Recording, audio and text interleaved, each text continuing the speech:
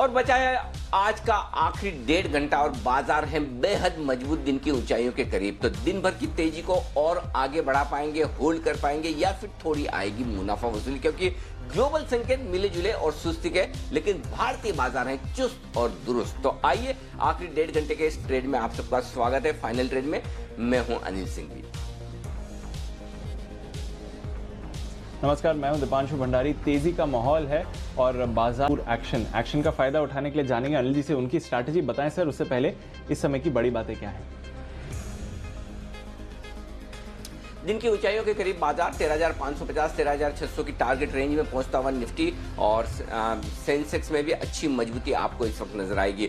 मजबूती की पूरी क्रेडिट आईटी शेयरों को दीजिए। 2 बड़ी डील विप्रो और इन्फोसिस ने जीती और उसके दम पर ये दोनों स्टॉक लीड करते हुए बाजार की तेजी को। रियल एस्टेट शेयरों में मजबूती आती दिख रही है। महाराष्ट्र से अच्छी खबरें। कंस्ट्रक्शन को बढ़ावा देने के लिए महाराष्ट्र सरकार की तरफ से कुछ और एक्शन हो सकते हैं। डीएलएफ, गोदरेज प्रॉपर्टीज और प्रेस्टीज स्टेट 3 से 5% तक मजबूत होते हुए आज के लिए। वही बैंकिंग शेयरों में भी उछाल आता हुआ दिख रहा है। एसबीआई 2% मजबूत है तो आरबीएल और फेडरल बैंक 5% तक चढ़ते हुए नजर आए हैं और डाउ फ्यूचर्स निचले स्तर से 250 अंक रिकवर हो चुका है। यूरोप के बाजारों में 0.5% की मजबूती है। तो पूरा सेटअप प्रॉपर इस वक्त आपको नजर आएगा, जहां कहीं कोई दिक्कत और समस्या दिखेगी नहीं। डीप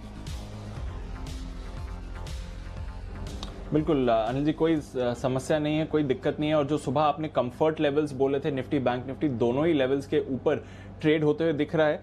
तो क्या क्लोजिंग में एक्शन और बढ़ सकता है सर? और क्या बैंक से जो थोड़ी लीडरशिप के आसार थे, अभी तो आईटी से अच्छा सपोर्ट मिल रहा है, क्या बैंक या फाइनेंशियल्स भी थोड़ी लीडरशिप दिखा सकते हैं?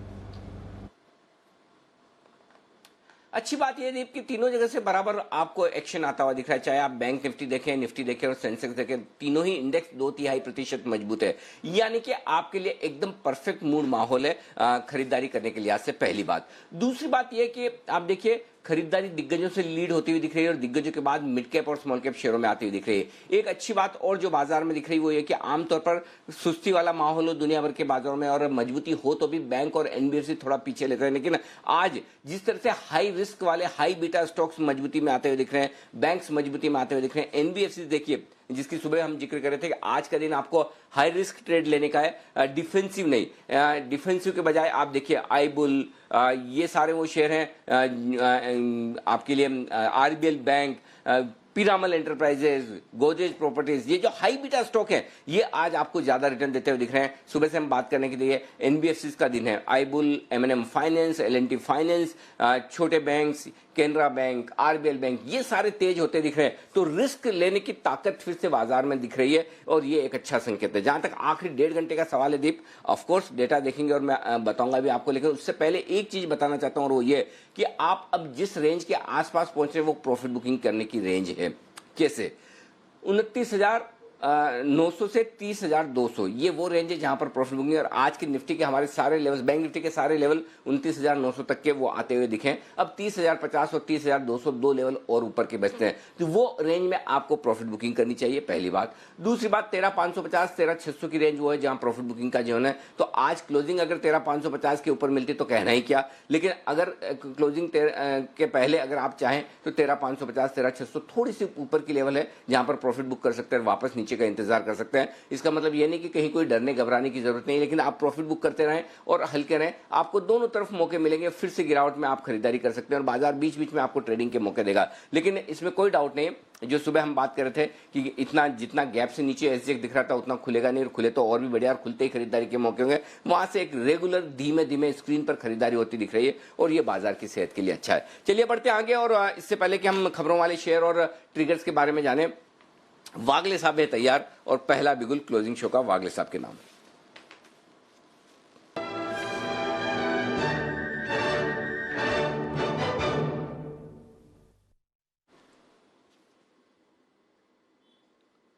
वागले साहब गुड आफ्टरनून, बताएं सर।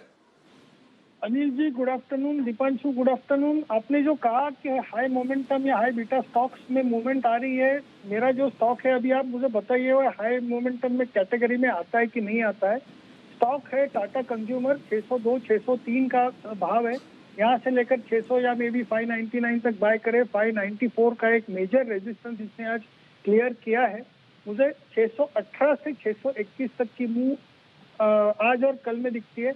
आज शायद 612 615 तक आ सकता है, दिन में 621 624 तक भी जा सकता है, इतना मुझे बीटा दिख रहा है। ओके वैसे तो देखिए टाटा कंज्यूमर कोई हाई बीटा में आता नहीं है, लेकिन आपके बोलने के बाद ये हाई बीटा में परफेक्ट हो चुका है, इसमें कोई डाउट नहीं। आपकी रिकमेंडेशन हो 4% स्टॉक मजबूत हो तो फिर कैसे कोई मना कर सकता है कि ये हाई बीटा नहीं है। हाँ, हाई बीटा स्टॉक्स में एक्शन है, इसका मतलब ये नहीं कि दूसरे स्टॉक जो वागले साहब के रडार पे वो भाग नहीं सकते, वो भी भाग सकते हैं, और उनमें से एक परफेक्ट टाटा कंज्यूमर आपको नजर आएगा। आइए बढ़े आगे, उसके पहले अगला बिगुल कुछ बेहतरीन कॉल्स आशु सर की तरफ से। स्विंग के सुल्तान आशु मदान।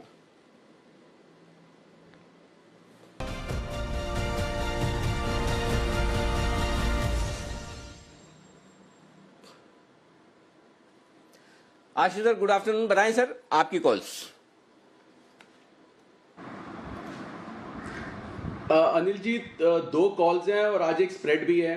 तो पहली कॉल तो अनिल जी, जो कल की मार्केट की रिवर्सल में अगर आपने नोटिस किया हो, कल शार्प रिवर्सल आई थी, और उसके पहले भी जो रिवर्सल से पहले जो स्टॉक एक बहुत ही स्ट्रेंथ दिखा रहा था और वापस आया, और जिसमें सबसे ज्यादा डर था मेरे को कि शायद वो नीचे ना फिसल जाए, बिकॉज वो मतलब पॉपुलर स्टॉक है, वो है भारती टेली।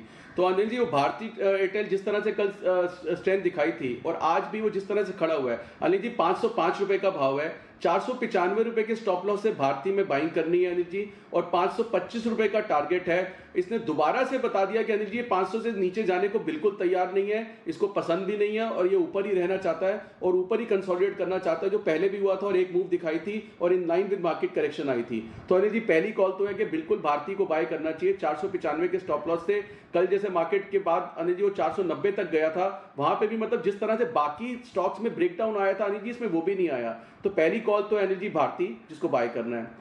दूसरी कॉल है अनिल जी जिसको बाय करना है आईसीआईसी प्रू।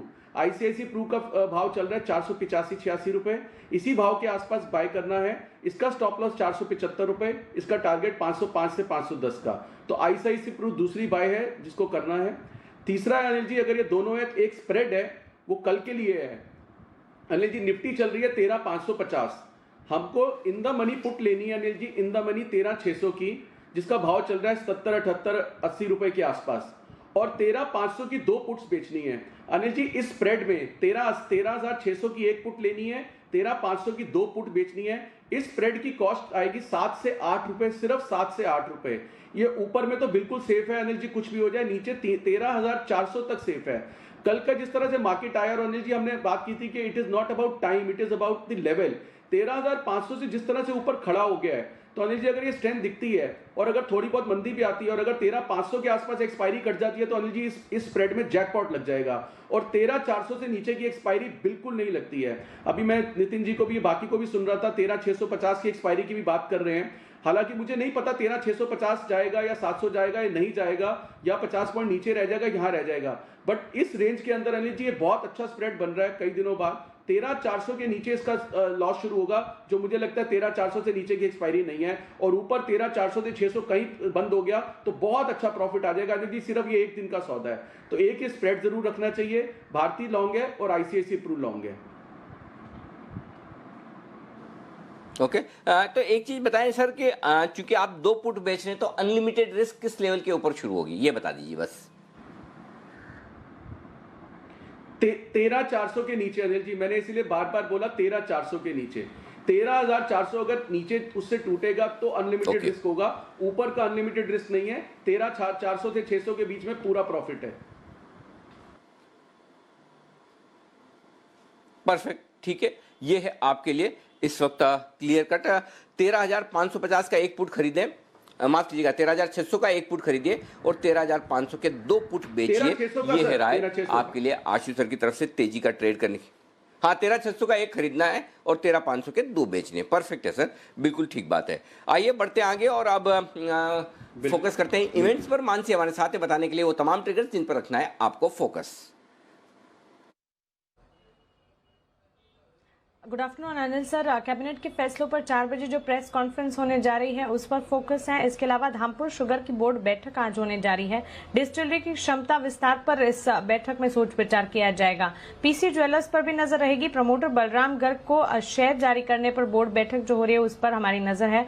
वहीं कल NIT लिमिटेड पर फोकस रखिएगा। बोर्ड बैठक में बायबैक पर फैसला होगा। स्पाइस जेट मुंबई से मालदीव्स के लिए उड़ानें शुरू करेंगी। वहीं NBFCs के लिए RBI के डिविडेंड वाले नियमों पर सुझाव की कल आखिरी तारीख होगी। साथ ही क्रिसमस के पहले अमेरिकी बाजार आधे दिन के लिए कल खुलते हुए दिखेंगे। शुक्रवार यानी 25 दिसंबर क्रिसमस पर भारतीय बाजार के साथ तमाम विदेशी बाजार में भी छुट्टी रहेगी और इस दिन मजेस्को 974 रुपए प्रति शेयर के डिविडेंड के लिए रिकॉर्ड डेट तय की गई है।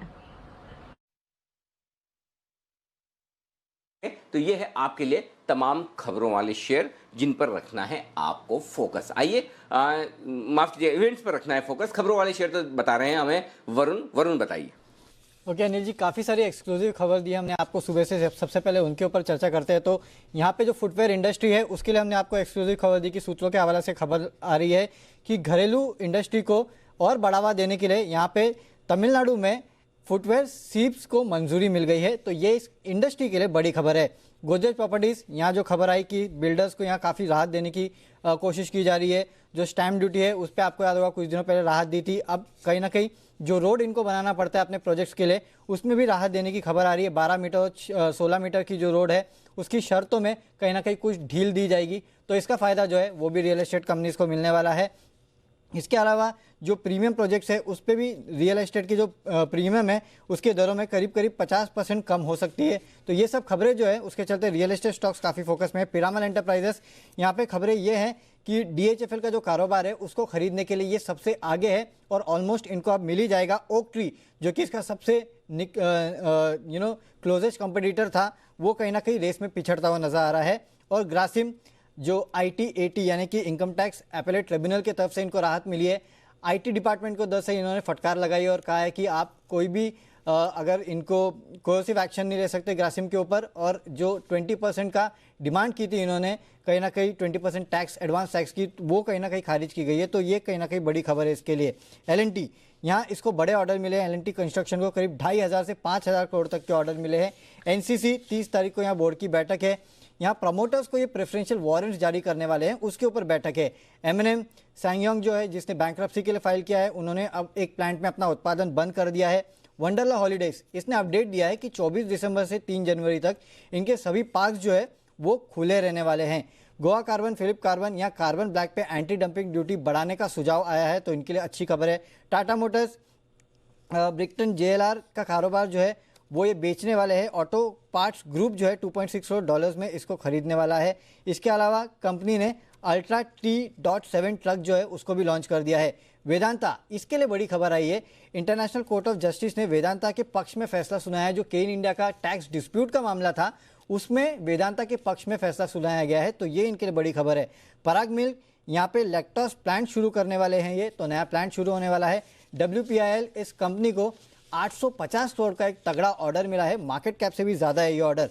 इसके अलावा PNB 43 लाख का बड़ा सौदा हुआ है। येस बैंक में 83 लाख शेयर्स का बड़ा सौदा हुआ है और अडानी पावर में करीब 10,80,000 शेयर्स का बड़ा सौदा हुआ है। और एक खबर, महाराष्ट्र के बाद अब कर्नाटक सरकार ने भी नाइट कर्फ्यू लगा दिया है। 10 बजे से 6 बजे तक नाइट कर्फ्यू रहने वाला है। ओके, तो महाराष्ट्र के बाद अब कर्नाटका में भी नाइट कर्फ्यू, उसका इंपैक्ट आते हुए देखेंगे। पर इसके अलावा ढेर सारे खबरों वाले स्टॉक्स हैं और एक्शन भरपूर हो रहा है मार्केट में। 2 स्टॉक्स जहां पर अभी स्पाइक आते हुए दिखा है, एक स्टॉक बंसल जी से पूछेंगे और एक स्टॉक वागले साहब के पूछेंगे। इंडिया बुल्स हाउसिंग 10% का उछाल आपको इस समय दिख रहा है और पिछले कुछ मिनटों में एक स्पाइक आया है इंडिया बुल्स हाउसिंग पर, तो नजर रखिए उस पर। और वोडाफोन आइडिया, यहां पर भी पिछले कुछ मिनटों में एक स्पाइक आते हुए दिखा है। तो दोनों स्टॉक्स पर आपको रखनी है नजर, जिस तरह से एक्शन इस पर बन रहा है। वागले साहब, सुबह से ही एक्टिव है इंडिया बुल्स हाउसिंग, अब तो 200 के ऊपर भी है। आपने पहले भी 200 के ऊपर थोड़ा कंफर्ट जताया था, बताएं सर, मौका है इंडिया बुल्स में? दीपांशु, पोजिशनली मौका है। मुझे ये 218 220 तक जाते हुए दिखता है। 205 का भाव है। 205 204 में भी 203 तक बाय करे। 199 का स्टॉप लॉस, 218 220 का। लेकिन ये आज क्या नहीं होगा, 1 से 2 दिनों के व्यू से ये 220 तक जाना चाहिए और अगर 220 क्लियर करता है तो फिर ये सीधा 240 250 तक भी जा सकता है। बिल्कुल। और अभी आशु जी भारती की बात कर रहे थे, वहां पर भी स्पाइक आया है और वोडाफोन आइडिया में भी एक स्पाइक आते हुए दिखा है। बंसल जी जरा वोडाफोन आइडिया के चार्ट्स बताएं, 10 के पार गया है, कल भी थोड़ा एक्टिव दिख रहा था, आज एक स्पाइक आया है सर, बताएं क्या लेवल्स ट्रैक करने चाहिए यहाँ पर।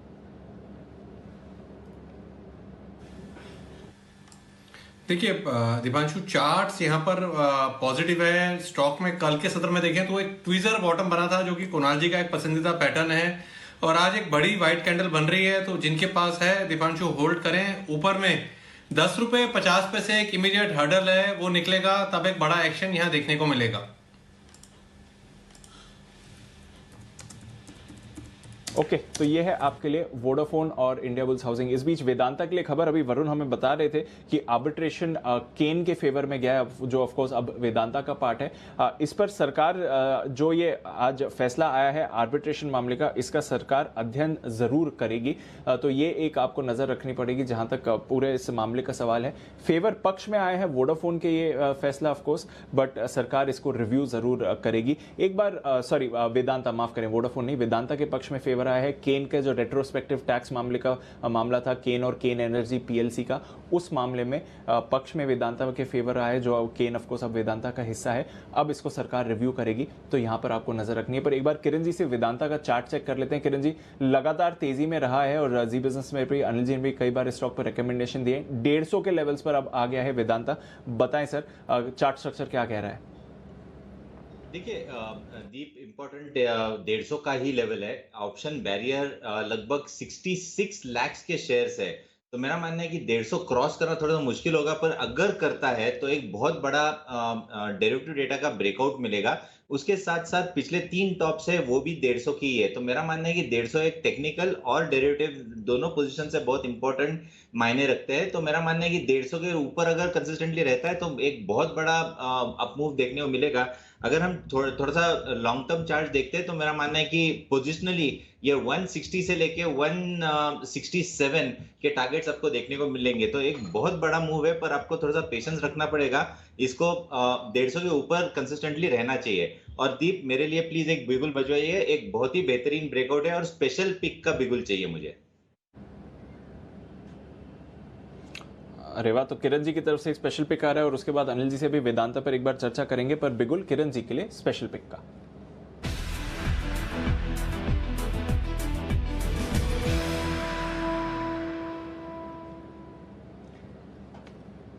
बताएं किरण जी।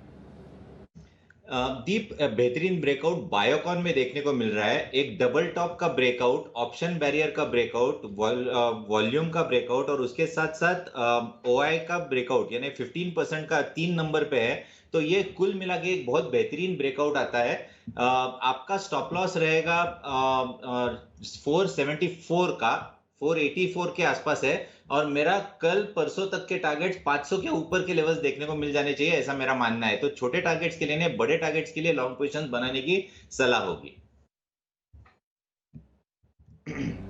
ओके तो बड़े टारगेट्स के लिए लॉन्ग पोजीशंस बनाए। वेदांता लाइफ हाई पर स्टॉक फिलहाल ट्रेड कर रहा है और आप देख भी रहे हैं कि उस पर एक्शन भरपूर है। फार्मा शेयर्स में अच्छी मूव आई है और बायोकॉन उसमें अच्छा मूवमेंट दिखा रहा है। पर वेदांता पर एक बार अनिल जी के पास भी चलते हैं। 14 तारीख अनिल जी मुहूर्त ट्रेडिंग के सेशन 107 के लेवल्स पर रेकमेंड किया था, वहां से तो ऑफकोर्स आपके सारे टारगेट्स हिट हो गए हैं। 40% का रिटर्न वेदांता ने दे दिया है। आर्बिट्रेशन पैनल का जो डिसीजन है वो तो इनके पक्ष में आया है, बट स्टॉक भी अच्छी स्ट्रेंथ दिखा रहा है। सर वेदांता 150 पर कोई राय?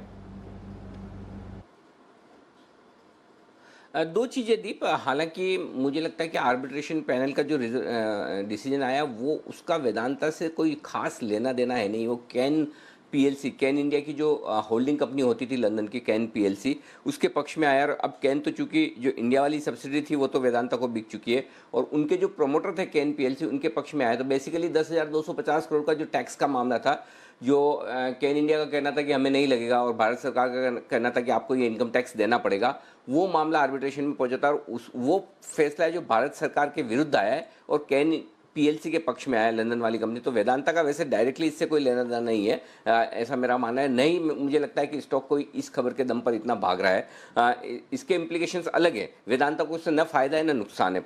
पहली चीज़ तो ये। लेकिन दूसरी चीज़ ये कि 94-95 रुपए से लगातार हम वेदांता रिकमेंड कर रहे हैं। पहले से ही हमने जब 135-40 की रेंज में डीलिस्टिंग ऑफर के पहले एग्जिट करने की राय भी दी और वापस से कहा 90-95 की रेंज में बॉटम बनाएगा और एग्जैक्टली वहाँ से घुमा और वहाँ पर खरीदारी की भी राय दी और वहाँ से लेकर अब तक एक भी बार बिकवाली की राय नहीं दी। और अगर आज आप कह रहे हैं कि सारे टारगेट आ गए 150, अगर अब पहली बार क्या बिकवाली की राय देनी चाहिए वेदांता में, तो मेरा आपको साफ साफ कहना है ना, अभी भी आपको वेदांता नहीं बेचना है। अब तो एक्चुअली 140 के पार निकलकर अब एक ढंग का ब्रेकआउट आया है, क्योंकि आप देखिए डीलिस्टिंग के पहले 140-141 का हाई बनाया था और 132-35 के ऊपर कभी बंद नहीं हुआ, वहाँ से पार निकला है, 140-42 भी निकला है। अब तो और बढ़िया तेजी बनेगी दीप, और ग्लोबल मार्केट्स मजबूत हैं, मेटल्स अच्छे हैं, तो अभी तो मुझे नहीं लगता कि बेचने की कोई जल्दबाजी करनी चाहिए। अगर और सबसे बढ़िया बात है कि अगर आपकी एंट्री बहुत अच्छे लेवल पर हुई पड़ी है तो आप आराम से रखिए, होल्ड करिए, स्टॉप लॉस को ट्रेल करते चलिए। कल भी आप देखिए, परसों भी जब गिरावट आई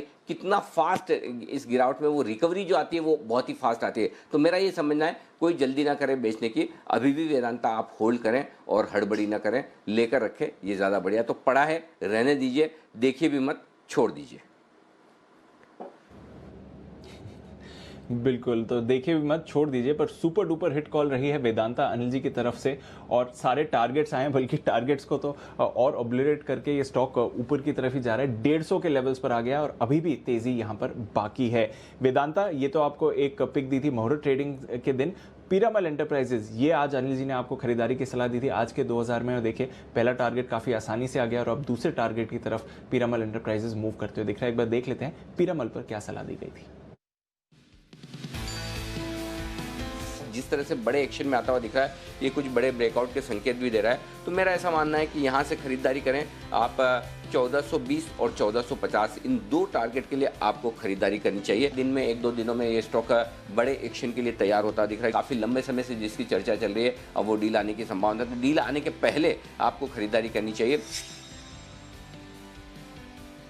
आज के 2000 में 1420 का पहला टारगेट था जो कि हिट होते हुए दिखा है और अब दूसरा टारगेट 1450, उसकी तरफ स्टॉक ने अपनी नजर लगा दी है। तो पीरामल एंटरप्राइजेज नजर रखिए, पहला टारगेट हिट हो गया है, दूसरे टारगेट की तरफ ये स्टॉक मूव होते हुए दिख रहा है। अनिल जी की आज के 2000 की रिकमेंडेशन।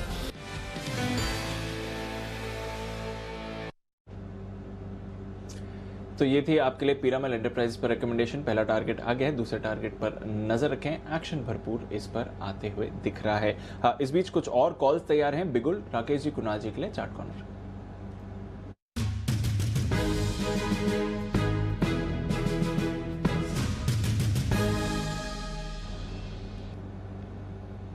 बताएं सर। देखिए दीपांशु, हमने तो सुबह बोला था कि आज टेक के साथ साथ बायो के शेयर भी चलेंगे। सुबह हमारा स्पेशल जो पिक था रोजारी बायो, वो भी चल रहा है। और आपका जो कॉल है वो बायोकॉन पर है, जिसपे अभी किरण जी ने भी रिकमेंडेशन दी थी। सब कुछ किरण जी ने बोला है, बिल्कुल एग्री करते हैं। स्टॉक 500 के लेवल्स ऊपर में क्रैक करने का पोटेंशियल रखता है, तो बायोकॉन पे खरीदारी की राय है। ओवर टू कुणाल जी।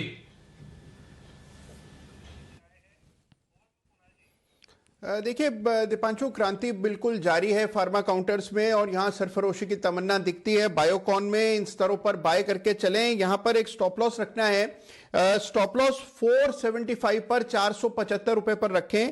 पहला टारगेट 502 रुपए का 502 का, दूसरा टारगेट 510 का। बड़ी तेजी फार्मा में बन रही है, बिल्कुल पार्टिसिपेट करना चाहिए। बायोकॉन खरीद करके चलें।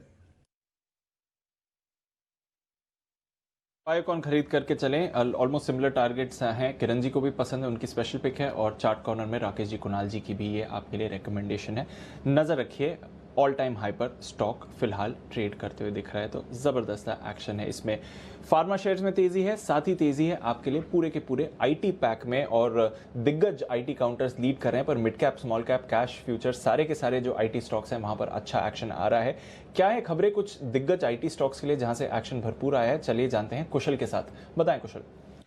Good afternoon Deepanshu. आप देखिए इन्फोसिस और विप्रो आज सुबह से ही फोकस में हैं और कल यहाँ पर खबरें आ रही हैं कि इन्होंने जो है multi million dollar deal sign कर ली है। इनफैक्ट आप देखिए दोनों जर्मन कंपनियों के साथ जो है इनका करार हुआ है। इन्फोसिस का डाइमलर के साथ हुआ है, डाइमलर एजी के साथ, और यहाँ पर सूत्रों के हवाले से खबर आ रही है कि करीब 3.2 जो है अरब डॉलर की ये वैल्यू वाली डील है और करीब 8 साल जो है ये लंबी अवधि के लिए ये कॉन्ट्रैक्ट किया गया है। तो अपने आप में ये अब तक की सबसे बड़ी डील होगी वैनगार्ड के बाद, अगर ये जो है 3.2 अरब डॉलर की जो सोर्सेज से खबर आ रही है वो सही होती है। तो साथ ही यहाँ पर मैं आपको कॉन्ट्रैक्ट बता दूं स्पेसिफिकली जो हाइब्रिड क्लाउड इनोवेशन और आईटी इंफ्रा ट्रांसफॉर्मेशन, तो ये जो सेकंड टर्म है आईटी इंफ्रा ट्रांसफॉर्मेशन, इसको जो है जितनी भी बड़ी कंपनियां हैं अब फोकस में ला रही हैं, क्योंकि एक बैकअप वो क्रिएट करना चाहती है डिजिटल फ्रंट पे अपना, कि इनकेस फ्यूचर में अभी इस जैसी कभी भी परेशानी आती है तो इनका काम जो है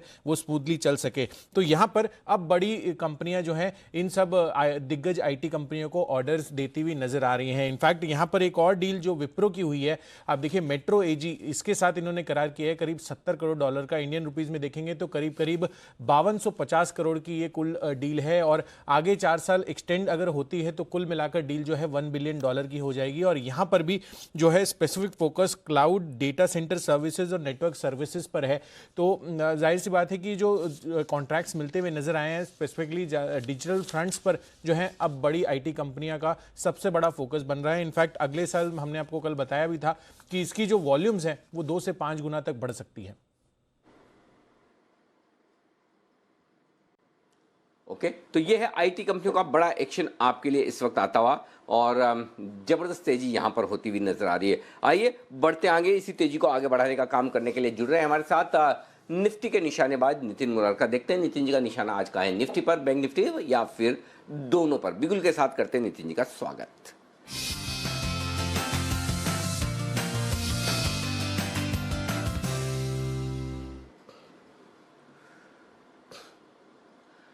नितिन जी स्वागत है आपका। बताएं सर, कहां लगाएंगे निशाना, निफ्टी या बैंक निफ्टी?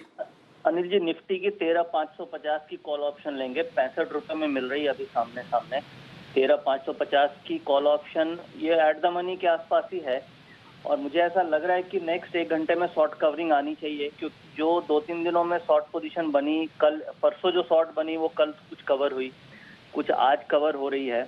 और मुझे लग रहा है कल जो एक्सपायरी है ये 13,650 की तरफ हो सकती है, यानी यहाँ से 70-80 पॉइंट ऊपर एक्सपायरी हो सकती है। तो 13,550 की at the money call option लेंगे, 65-66 में मिलेगी। इसका स्टॉप लॉस हम 35 रुपए का रखेंगे, 35 का, और टारगेट हम रखेंगे इसका करीब 110 का, यानी बड़ा टारगेट ले रहे हैं, 40-50 रुपए ऊपर टारगेट ले रहे हैं 110 का। कल इसको कैरी करके लेके जाएंगे। मुझे लग रहा है एक्सपायरी 13,650 की तरफ होनी चाहिए। वंडरफुल, बहुत ही बढ़िया। 13,650 की तरफ एक्सपायरी होने की उम्मीद, और ऐसे में निफ्टी का कॉल ऑप्शन 13,550 का खरीदने का इरादा रखते हैं। इन द मनी मान ले सकते हैं हम तो, हाँ 20 पॉइंट ऊपर है in the money call option है निफ्टी का। नितिन जी, सिर्फ निफ्टी या बैंक निफ्टी भी? नहीं जी, केवल निफ्टी की ले रहे हैं, वॉलेटिलिटी ज्यादा है इसलिए मैं एक ही ट्रेड ले रहा हूँ। अगर एक भी सही गया तो अच्छा प्रॉफिट मिल जाए। मैं निफ्टी पे बेट कर रहा हूँ। बैंक निफ्टी भी वैसे लग रहा है कि बैंक निफ्टी में भी पॉजिटिव डेटा बन रहा है, बैंक निफ्टी में भी बाउंस आना चाहिए, बट निफ्टी का data compare to bank Nifty ज्यादा स्ट्रांग है, इसलिए मैं निफ्टी पे बेट कर रहा हूँ। चलिए ठीक है, परफेक्ट है। तो निफ्टी पर और फिर भी जिसको ज़्यादा लेना है निफ्टी की क्वांटिटी बढ़ा ले, क्या फ़र्क पड़ता है, वो भी एक अच्छा आइडिया हो सकता है। ये है आपके लिए राय इस वक्त नितिन जी की तरफ से खरीदारी करने की 13,550 का कॉल ऑप्शन। आइए जय ठक्कर हमारे साथ है और वक्त है जय के लिए बिगुल का।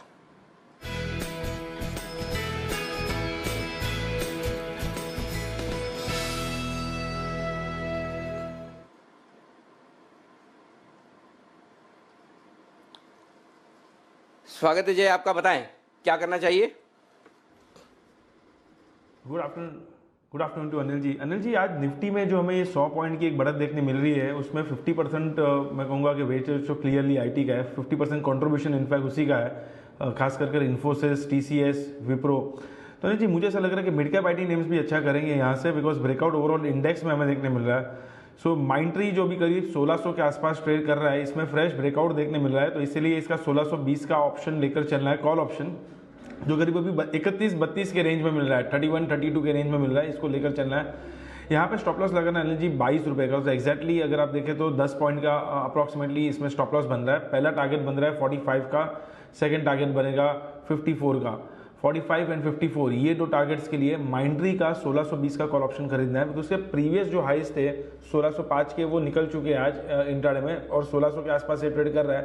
पर अनिल जी अक्टूबर में बने थे लगभग, तो अगर आप देखें तो स्टार्ट के मिड में बने थे, लगभग 2 से ढाई महीनों का एक ब्रेकआउट हमें माइंड्री में आते हुए देखने मिल रहा है। क्लियरली एक सिमेट्रिकल ट्रायंगल पैटर्न भी यहाँ पे फॉर्म हुआ है, उसमें से ब्रेकआउट आ रहा है। इंडिकेटर्स में क्लियरली एक बाय क्रॉसओवर देखने मिल रहा है और ये 2 दिनों से इसमें वॉल्यूम्स भी अच्छा देखने मिल रहा है। तो प्राइस वॉल्यूम मोमेंटम ब्रेकआउट है। माइंड्री का 1620 का कॉल ऑप्शन खरीद कर चल सकते हैं।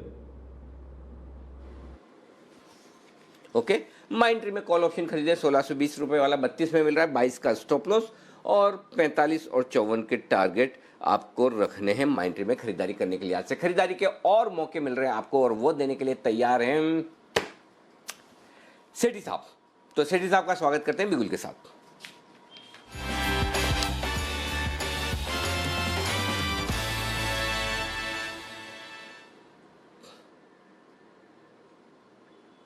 स्वागत है सेठी साहब आपका। बताएं कैश या फ्यूचर या दोनों, 1, 2 या ज्यादा?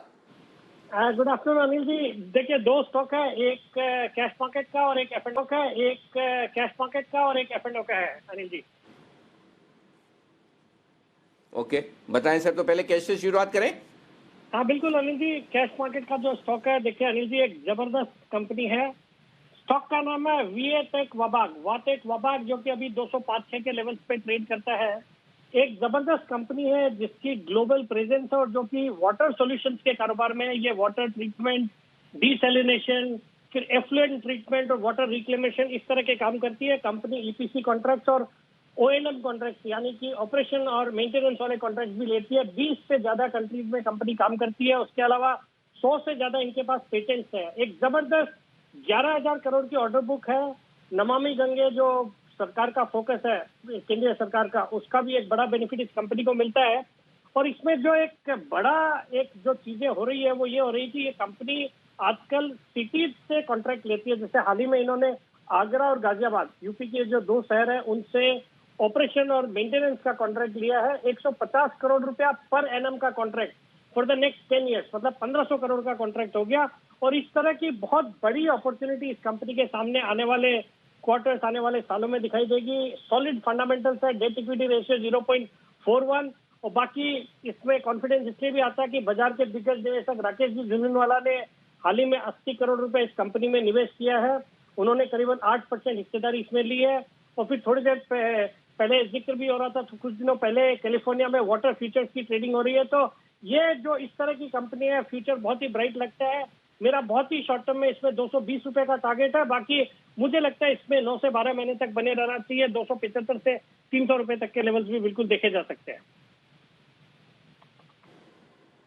ओके, 275-300 के बड़े टारगेट के लिए करें खरीदारी वाटेक वबाग में। और शॉर्ट टर्म के लिए अगर आपको ट्रेड करना है तो 220 का मूव आपको मिल सकता है। और स्टॉक देखिए डे हाई पर 7% की मजबूती के साथ 210 तक पहुंचता हुआ। सेठी साहब की बात करते हैं, जबरदस्त एक्शन इस स्टॉक में आता हुआ दिख रहा है। सेठी साहब बताइए दूसरा स्टॉक एफएनओ से।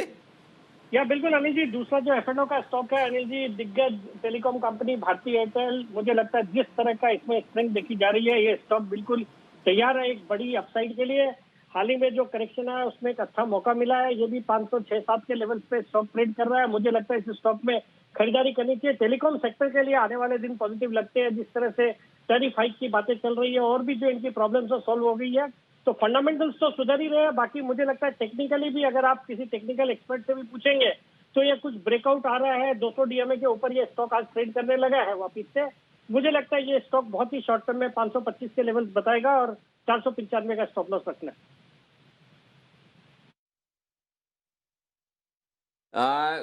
अभी सेठी साहब ने रिकमेंड किया है और अभी आशु सर ने भी रिकमेंड किया है। सेठी साहब 525 का टारगेट आशु सर ने भी दिया है भारतीय एयरटेल के लिए। और टेक्निकली भी आपको राय चाहिए। आपका पसंदीदा टेक्निकल एक्सपर्ट कौन है? मतलब ऐसे पसंद तो आपको सभी होंगे, आप एक का नाम लेंगे तो आपको भी बताए तकलीफ में आ जाएंगे। मुझे मालूम बाकी लोग बुरा मान जाएंगे। सुनिए अनिल जी, आशु सर जी गरम संकट में नहीं पढ़ूंगा। टेक्निकल एक्सपर्ट की जगह आशुजी जिनको मैं ऐसे फंडामेंटल एक्सपर्ट है लेकिन टेक्निकल जाने जाते तो हो सकता है ये राय उनसे ही ले लीजिए। ये राय उनसे ही ले लीजिए अनिल जी। चलिए बढ़िया। आशीष सर आप ही की तरफ तो आजकल आप तोप का मुंह आपकी तरफ, बताएं सर। अनिल जी अनिल जी मैं आजकल नोटिस कर रहा था कि ये तीसरी या चौथी बार हो रहा है कि मतलब सेठी जी और मेरी राय बिल्कुल सेम स्टॉक्स में मिल रही है और दोनों की बाय कॉल भी राइट फ्रॉम इन्फोसिस, भारती और फार्मा स्टॉक में कई बार मिलते हुए देखी है। तो मैं बोल रहा था कि शायद बहुत टाइम के बाद ऐसी अलाइनमेंट बनी है, मतलब एक होता है ना ऑपोजिट्स अट्रैक्ट, तो सेठी साहब के साथ आजकल बिल्कुल अलाइनमेंट है और कई बार हुआ है कि सेम डे पे उस तरह की calls with in span of 15 minute I है। तो मैं सेठी साहब बिल्कुल आपके साथ सहमत हूं। मैं भारती में बहुत ज्यादा बुलिश हूं। अब बहुत ज्यादा टीवी पे बोल दो और उसके बाद थोड़ा सा नीचे आ जाए तो सब लोग पकड़ लेते हैं, बट बिल्कुल आप ठीक कह रहे हैं कि टेलीकॉम और भारती, और कई बार अनिल जी ने मुझे कहा भी आप बोर नहीं हो जाते, बट जिस चीज में मुझे लगता है कि अभी बहुत अपसाइड अवेलेबल है तो अनिल जी बोर कैसे हो सकते हैं। तो भारती मेरा भी बहुत पसंदीदा पिक है।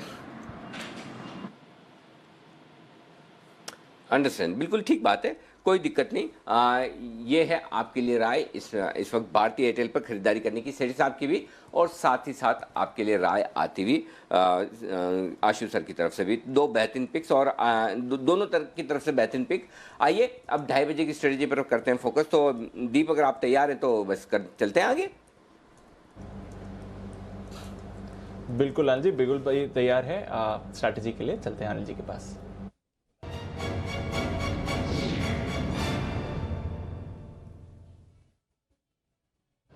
अनिल जी, बाजार का माहौल काफी सुधर चुका है। भारतीय बाजार तो डेज हाई पर हैं ही। ग्लोबल मार्केट्स में भी देखिए डाउ फ्यूचर्स पर अच्छी रिकवरी आती हुई दिख रही है सर। 75 पॉइंट्स ऊपर हैं। डाउ फ्यूचर्स वापस 30,000 के स्तर आने की तैयारी में है। नैस्डैक फ्यूचर्स पॉजिटिव ट्रेड कर रहे हैं। यूके के बाजार सुस्त हैं, कोई भारी गिरावट नहीं है, पर अगर आप फ्रांस और जर्मनी देखें दोनों में ही आधे % की तेजी आपको फिलहाल दिखेगी। और पूरे के पूरे एशिया के बाजार आज अच्छी बढ़त के साथ बंद हुए हैं। हांगकांग ऑलमोस्ट 1% ऊपर था। चीन और जापान यहाँ पर भी आधे % की तेजी थी। तो अच्छे संकेत आ रहे हैं। जहां तक ग्लोबल मार्केट्स का सवाल है, बताएं सर क्या करना चाहिए। तेजी की पोजीशन के साथ बने रहें दीप, ऐसे कोई दिक्कत वाली बात नहीं है। और ऐसा संभावना जो दिख रही है, देखिए मुझे क्लोजिंग 13,550 के ऊपर की चाहिए और लग रहा है उसके आसपास, ऊपर नहीं तो उसके आसपास आने के संकेत तो दिख ही रहे हैं। तो क्लोजिंग बुरी नहीं होगी, ये तो अभी तक कम से कम आपको नजर आ रहा है। डाउ फ्यूचर्स तो 75 पॉइंट ऊपर भी हो चुके हैं। आइए पहले डेटा बता दूं आपको। निफ्टी 13,500 मजबूत सपोर्ट है और इसके नीचे बंद होने की संभावना आज कम है, लगभग नहीं के बराबर मान लीजिए। और उसकी वजह यह कि दीप 13,500 के पुट पर 38 लाख शेयर हैं, कॉल्स पर 26 लाख शेयर। तो अगर आप 13,500 के आसपास आए तो कॉल राइटर्स जो है जिन्होंने शॉर्ट किए हुए कॉल्स बेचे हुए हैं, मंदी की पोजीशन बनाई है, वो भी अपनी शॉर्ट कवरिंग करने की कोशिश करेंगे। पहली बात तो वो। और दूसरा है कि 28 लाख शेयर पुट में आज ही जुड़े हैं। किसी भी एक सिंगल स्ट्राइक प्राइस पर पुट या कॉल में सबसे ज्यादा ओपन इंटरेस्ट में एडिशन हुआ है तो वो हुआ है 13,500 के पुट पर। इसका मतलब क्लियर कट है कि 13,500 पर अब मजबूत सपोर्ट हो गया। तो अब आपके लिए रिस्क क्या है? आखिरी 1 घंटे में रिस्क है आपके लिए सिर्फ 50 पॉइंट की। 13,500 के नीचे की जाने की रिस्क नहीं है और उस रिस्क को समझकर आप 13,600 13,650 के टारगेट के लिए निफ्टी को लॉन्ग कर सकते हैं। दूसरी बात, अगर 13,550 के ऊपर की क्लोजिंग मिली तो फिर कहने क्या। तीसरी बात, एफआईएस के फ्लो आपको आज ही से वापस मिल गए। आज सुबह मैं आपको कह रहा था कि क्वालिटी वाइज एफआईएस के फ्लो बहुत बढ़िया है।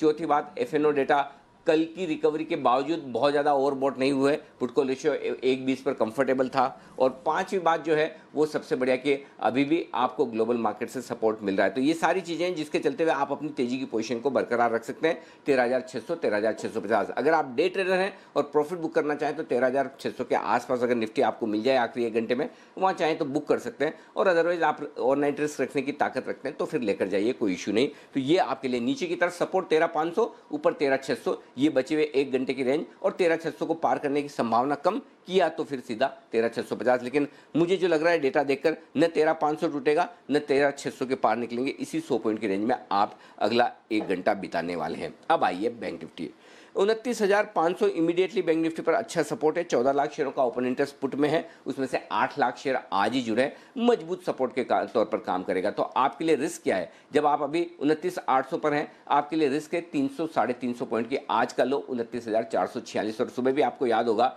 9:08 8 मिनट पर जब बाजार जहां 29,600 के आसपास खुले थे तो हमने आपको ये कहा था कि 29,450 बेस्ट एंट्री लेवल है और वहीं से बाजार घूमा भी है। तो बाजार हर रोज आपको एक अच्छा एंट्री लेवल देता है, वहां से बाजार घूमा भी है। तो 29,500 के नीचे क्लोज नहीं होगा, ये इत्मीनान रखिए। फिलहाल जो डेटा है वो ये कह रहे हैं कि 30,000 के पार भी आज नहीं निकलेगा, तो आपके लिए बचे हुए समय के लिए 29,500 30,000 ये बैंक निफ्टी की रेंज है, 13,500 13,600 निफ्टी की रेंज है। जी दीप। बिल्कुल, तो अच्छा सपोर्ट बैंक निफ्टी ने लिया और वहाँ से तेज़ी आई है। निफ्टी भी अच्छी रेंज में आते हुए दिख रहा है, कोई परेशानी नहीं है। चाहे तो थोड़ा मुनाफा बुक कर सकते हैं इस बाजार में या फिर तेज़ी की पोजीशन मेंटेन करें। हेजिंग करना ज़रूरी है एज ऑलवेज। भरपूर एक्शन है, डाउ फ्यूचर्स में थोड़ी और खरीदारी आती हुई दिख रही है और भारतीय बाजार भी डेज हाई पर ट्रेड कर रहे हैं। फोकस आ रहा है वेदांता पर, जहां पर अभी हमने बात करी थी थोड़ी देर पहले, और खरीदारी आई है। अब 8% ऊपर आपको वेदांता आते हुए दिख रहा है, तो वहां पर जबरदस्त एक्शन है। और टाटा कंज्यूमर, जहां पर अभी हम बात कर रहे थे, 5.5% ऊपर है। पर कुछ और हाई बीटा फाइनेंशियल नेम्स जहां पर तेजी का रुझान इस समय है। मैक्स फाइनेंशियल, यहां पर भी खरीदारी आई है। किरण जी, 4.5% ऊपर है। मैक्स फाइनेंशियल पर कोई ट्रेड है sir? Max financials long positions रखनी चाहिए। नीचे में जो शॉर्ट स्ट्रैप हो चुके हैं 640, 630, 620 लेवल्स पे, वो उनकी शॉर्ट कवरिंग बिल्कुल देखने को मिल जानी चाहिए। अभी मेरा मानना है कि जो लॉन्ग पोजीशंस है उन्होंने 660 का स्टॉप लॉस लगा के, थोड़ा सा डीप डाउन है पर वही सही लेवल है, उधर स्टॉप लॉस लगा के लॉन्ग पोजीशंस रखनी चाहिए। मुझे लगता है कि 2 दिन पहले का जो हाई है वो क्रॉस करते हम नजर आ जाने चाहिए। 689, 70, 690 के लेवल्स थे, तो 690 के ऊपर के लेवल्स कैजुअली जाते हुए हम देखेंगे, और ये अगर क्रॉस करता है तो फिर मुझे लगता है कि काफी बड़ी अपसाइड आपको इस स्टॉक में देखने को मिल जाएगी। बिल्कुल, अच्छी अपसाइड आपको उस पर देखने को मिल सकती है। मैक्स फाइनेंशियल पर रखनी है आपको नज़र। चोला इन्वेस्टमेंट, यहाँ पर भी अच्छी खरीदारी आती हुई दिख रही है और स्टॉक पर एक स्पाइक भी आया है इस समय।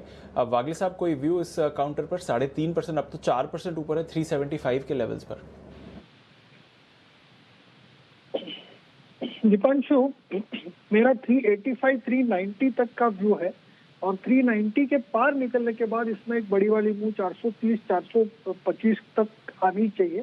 तो अगर किसी को अभी पोजिशनल ट्रेड लेना है तो 375 373 इसमें बाय करके 368 के स्टॉप लॉस से टारगेट होगा 388 390, और ये 1 से 2 दिनों का व्यू है, आज क्या शायद ना आ जाए। ओके, तो पोजिशनल बेसिस पर देखेंगे तो डेफिनेटली एक व्यू आपको रखना चाहिए जहां तक चोला इन्वेस्टमेंट का सवाल है। इस बीच पीवीआर पर एक स्पाइक आते हुए दिख रहा है। हालांकि खबरें तो नेगेटिव हैं, एक तो महाराष्ट्र का नाइट कर्फ्यू तो है ही, अब कर्नाटका में भी नाइट कर्फ्यू की बात चल रही है, पर पीवीआर जो रिबाउंड आया है स्टॉक पर वो रुकने का नाम नहीं ले रहा है और 3.5% का उछाल पीवीआर पर इस समय दिख रहा है। बंसल जी, पीवीआर पर क्या चल रहा है सर, और क्या अब 1300 के लेवल्स भी आते हुए दिखते हैं काउंटर पर?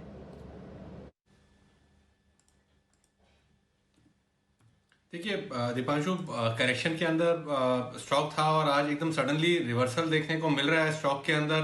1300 के ऊपर ही चल रहा है स्पॉट के अंदर। तो टेक्निकली दीपांशु क्लोजिंग देखनी पड़ेगी इसकी कहां पर आती है। आज अगर ये 1307 1308 के ऊपर की क्लोजिंग देता है तब डेफिनेटली यहाँ पर शॉर्ट कवरिंग एक्शन में आएगी। 1307 1308 के ऊपर शॉर्ट कवरिंग एक्शन में आएगी और ये शॉर्ट कवरिंग काफी स्ट्रॉन्ग इंटेंस होगी, और ये शॉर्ट कवरिंग अगर आई तो 1338 1343 के प्राइस भी देखने को मिल सकते हैं। ओके, तो शॉर्ट कवरिंग उसको ड्राइव कर रही है और कोई परेशानी की बात नहीं है। पीवीआर पर नजर रखिए। इंडिया विक्स डेज लो पर 1% गिरकर 21 के लेवल्स पर आते हुए दिखा है, तो बाजार में जबरदस्त तेजी है। इस बीच आईटी स्टॉक्स एक बार फिर से और एक्शन यहां पर बढ़ रहा है, फ्रेश खरीदारी आ रही है। HCL टेक नए हाई पर ये स्टॉक आते हुए दिखा है। इन्फोसिस ऑलरेडी नए हाई पर ट्रेड कर रहा है और बाकी आईटी स्टॉक्स में भी अच्छा एक्शन है। एक मिड कैप आईटी स्टॉक जिसके बारे में हम रेगुलरली चर्चा कर रहे हैं और हमारे एक्सपर्ट्स की तरफ से आपके लिए कॉल्स भी आई हैं, बिरला सॉफ्ट, यहां पर नजर डालते हैं। लगातार पिछले 2-3 दिनों से जबरदस्त उछाल है। इस हफ्ते काफी अच्छी गेंस ऑलरेडी आ चुकी हैं। क्या है कुछ ट्रिगर जिसकी वजह से बिरला सॉफ्ट पर बाजार का इंटरेस्ट बढ़ रहा है, जानते हैं कुशल के साथ। बताएं कुशल। बिल्कुल दीपांशु, आप देखिए पिछले 2 दिनों में ऑलमोस्ट 26-27% का गेंस जो है स्टॉक ने दिखाया है और यहाँ पर सबसे बड़ा ट्रिगर बन रहा है जो Q3 के नंबर्स आने वाले हैं वो एनालिस्ट एक्सपेक्ट करके चल रहे हैं कि उम्मीद से बेहतर हो सकते हैं। इनफैक्ट यहाँ पर मैनेजमेंट ने गाइड भी किया था कि जो इनकी ऑपरेटिंग मार्जिन है वो तिमाही आधार पर जो है और बेहतर हो सकती है, और ये इसलिए क्योंकि कंपनी का जो डिजिटल कॉन्ट्रैक्ट्स पर फोकस है और जिस तरह के ये ऑर्डर पाइपलाइन है इनकी, उस वजह से काफ़ी बेहतरीन जो है प्रदर्शन इनका देखने को मिल सकता है। इनफैक्ट यहाँ पर खासकर एंटरप्राइज सॉल्यूशंस, जहां पर अब सभी जो बड़ी कंपनियां हैं उनका कोर ट्रांसफॉर्मेशन पर फोकस है, वहां पर इनकी सबसे बड़ी पकड़ है। आप देखिए जो एंटरप्राइज प्रोडक्ट और क्लाउड सॉल्यूशन से करीब 45% इनकी कुल आय का ये हिस्सा है। इनफैक्ट सैप और साथ ही ओरेकल के साथ इनकी जो पार्टनरशिप रही है वो इनके लिए काफ़ी बेहतरीन साबित हो सकती है। साथ ही अगर आप देखें तो अक्टूबर 2019 में इन्वाकेयर जो एक US based medical equipment company है उसको भी पूरा जो है डिजिटली ट्रांसफॉर्म करने के लिए इन्होंने ऑलमोस्ट 1700 करोड़ की डील की थी, तो वहां पर अब जो है रेवेन्यू स्टेबलाइज होते हुए नजर आ रहे हैं।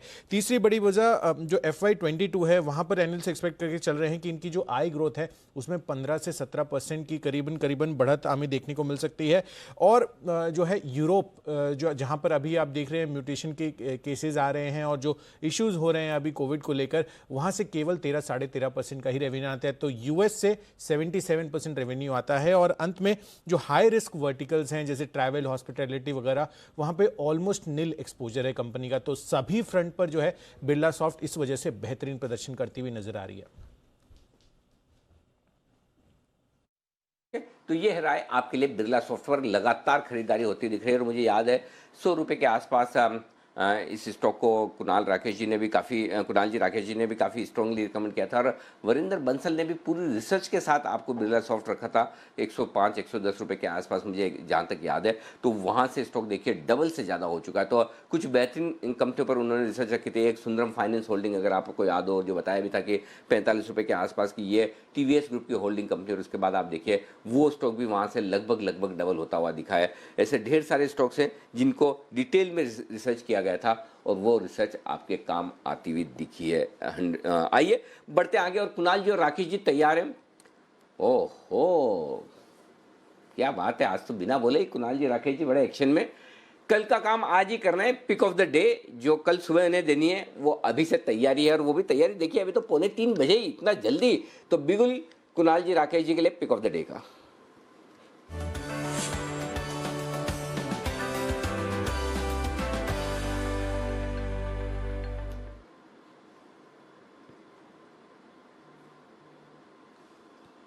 बताएं सर। देखिए Anil ji, pick of the day है और जल्दी इस बात की है क्योंकि किरण जी भी पैनल पे बैठे हैं और वो भी स्पेशल कॉल का बिगुल काफी बार बजवाते हैं, तो उनके डर से अनिल जी 10 मिनट पहले बजवा रहे हैं। स्टॉक है विप्रो ने एक ब्रेकआउट दिया है अनचार्टेड टेरिटरी में, ब्लू स्काई जोन में, खुले नीले आकाश में एक ब्रेकआउट दिया है। जिस तरीके का ब्रेकआउट है यहाँ short covering plus fresh long Wipro को ऊपर ले जाने का दमखम रखती हैं, तो विप्रो को खरीदे। ओवर टू कुणाल जी।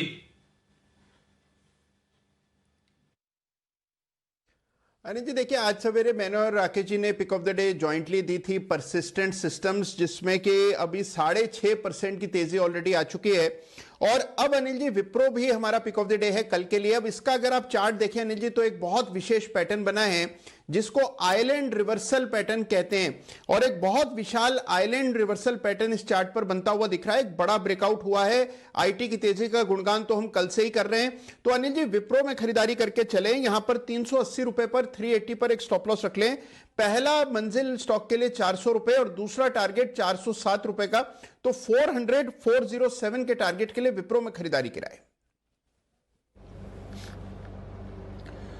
विप्रो 400 के पार जाने की तैयारी में और लग रहा है कि बायबैक शुरू होने से पहले ही बायबैक प्राइस के ऊपर चार्ट जा सकता है। 400 रुपए पर शेयर का इनका बायबैक ऑफकोर्स है 29 तारीख से शुरू होने वाला है, 11 जनवरी तक खुला रहेगा, पर उससे पहले ही लग रहा है कि बायबैक प्राइस के ऊपर जाने की तैयारी में है। दिन की ऊंचाई पर विप्रो ट्रेड कर रहे हैं, दिन की ऊंचाई पर बाजार ट्रेड कर रहे हैं। एक्सपायरी के लिए आपके लिए एक बढ़िया ऑप्शन लेकर तैयार है हमारे साथ सुमित जी, बिगुल से स्वागत करते हैं उनका।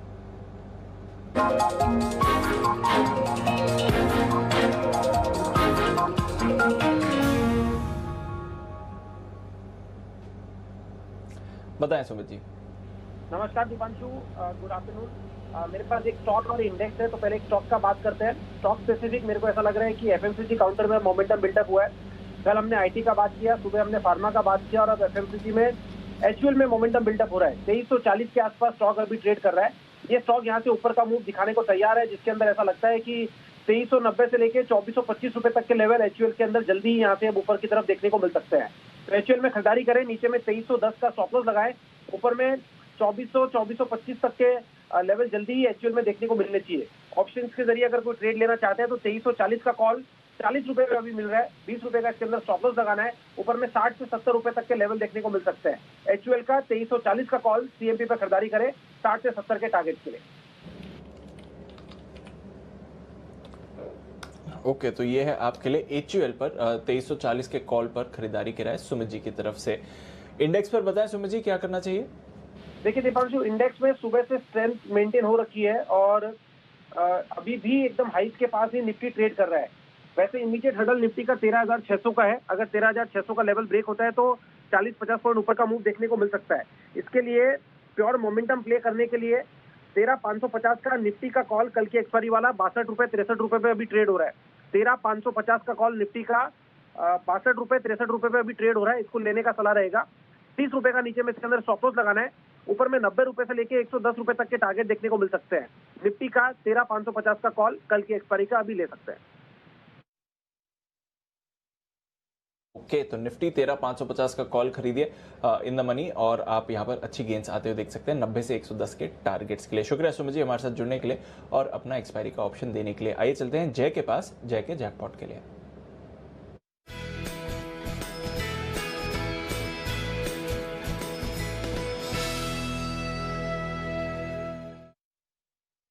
बताएं जय। दीपांशु, मैं कहूँगा कि सुमित का फास्टेस्ट फिंगर्स फर्स्ट में मैंने पहला नंबर आ गया। मेरा भी कॉल एचयूएल पर ही है। बहुत ही बढ़िया ब्रेकआउट है। इनफैक्ट एक फॉलिंग चैनल में से ब्रेकआउट देखने मिल रहा है, तो इसका 2360 का कॉल ऑप्शन खरीदने की सलाह है। 33 रुपए के आसपास मिल रहा है अभी। 2360 का कॉल इसको खरीदना चाहिए। स्टॉप लॉस नीचे में लगाना है 22 का, 11 पॉइंट का स्टॉप लॉस लगाना है। ऊपर में पहला जो टारगेट बनेगा वो 47, सेकंड टारगेट बनेगा 55। 47 एंड 55 ये दो टारगेट्स के लिए हमें एचयूएल का 2360 का कॉल ऑप्शन खरीदना है। क्लियरली मुझे ऐसा लग रहा है कि 38% से रिट्रेसमेंट हुआ है। ये फोर्थ वेव खत्म हुआ है, चैनल ब्रेकआउट है और एफएमसीजी इंडेक्स में तो ब्रेकआउट आया ही था। एक मैं कहूँगा 2-3 साल का, एक 2018 से एक फॉलिंग चैनल का ब्रेकआउट आया था, उसको रिटेस्ट करके फिर से ये इंडेक्स ऊपर जा रहा है। और एचयूएल मुझे ऐसा लग रहा है कि दीपांशु ऊपर में इसका फिफ्थ वेव में टारगेट ऊपर लगभग 2450 से लेकर 2500 हमें देखने मिलना चाहिए। तो यहाँ से लगभग 150 पॉइंट तक की तेजी हमें 100 से 150 पॉइंट तक की तेजी हमें एचयूएल में देखने मिल सकती है। सो इसीलिए इसका almost at the money call option हम लेकर चल सकते हैं। इनफैक्ट मैं कहूँगा कि risk reward point of view काफ़ी अच्छा बनकर आ रहा है। ओके, तो रिस्क रिवॉर्ड अच्छा बनकर आ रहा है। सुमित जी जय दोनों के पसंद है एचयूएल। सुमित जी 2340 की कॉल खरीदने को कह रहे हैं और जय को पसंद है 2360 की कॉल पर खरीदना एचयूएल को है। ये है दोनों एक्सपर्ट्स की तरफ से राय। नजर रखिए स्टॉक पर, अच्छी तेजी में इस समय बन रहा है। कुछ कैश स्टॉक्स पर भी फोकस करते हैं और खबरों के दम पर आज हाइडेलबर्ग सीमेंट में कुछ एक्शन दिखा है। क्या है खबरें हाइडेलबर्ग के लिए, चलिए जानते हैं मानसी के साथ। मानसी बताएं हाइडेलबर्ग सीमेंट क्या चल रहा है इस काउंटर में?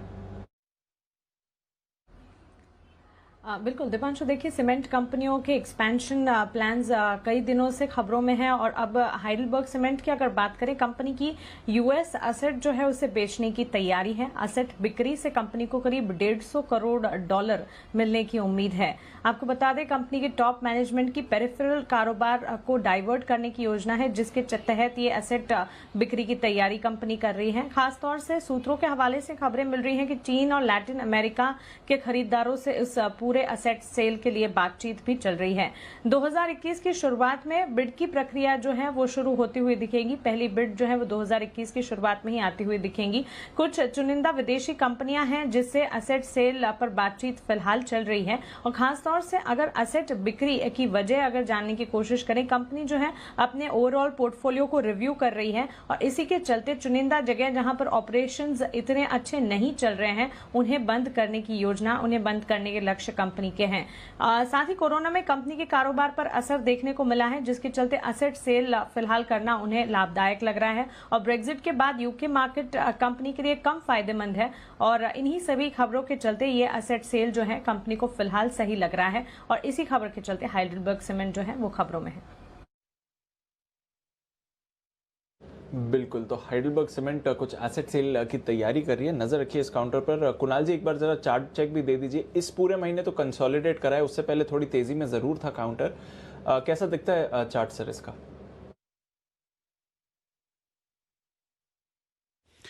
देखिए चार्ट अच्छा है Deepanshu, out performing cement counter है। केवल एक समस्या है और वो है कि एक बहुत ही स्टिफ और पुरानी रेजिस्टेंस है जो कि 215 रुपए 216 रुपए के आसपास है।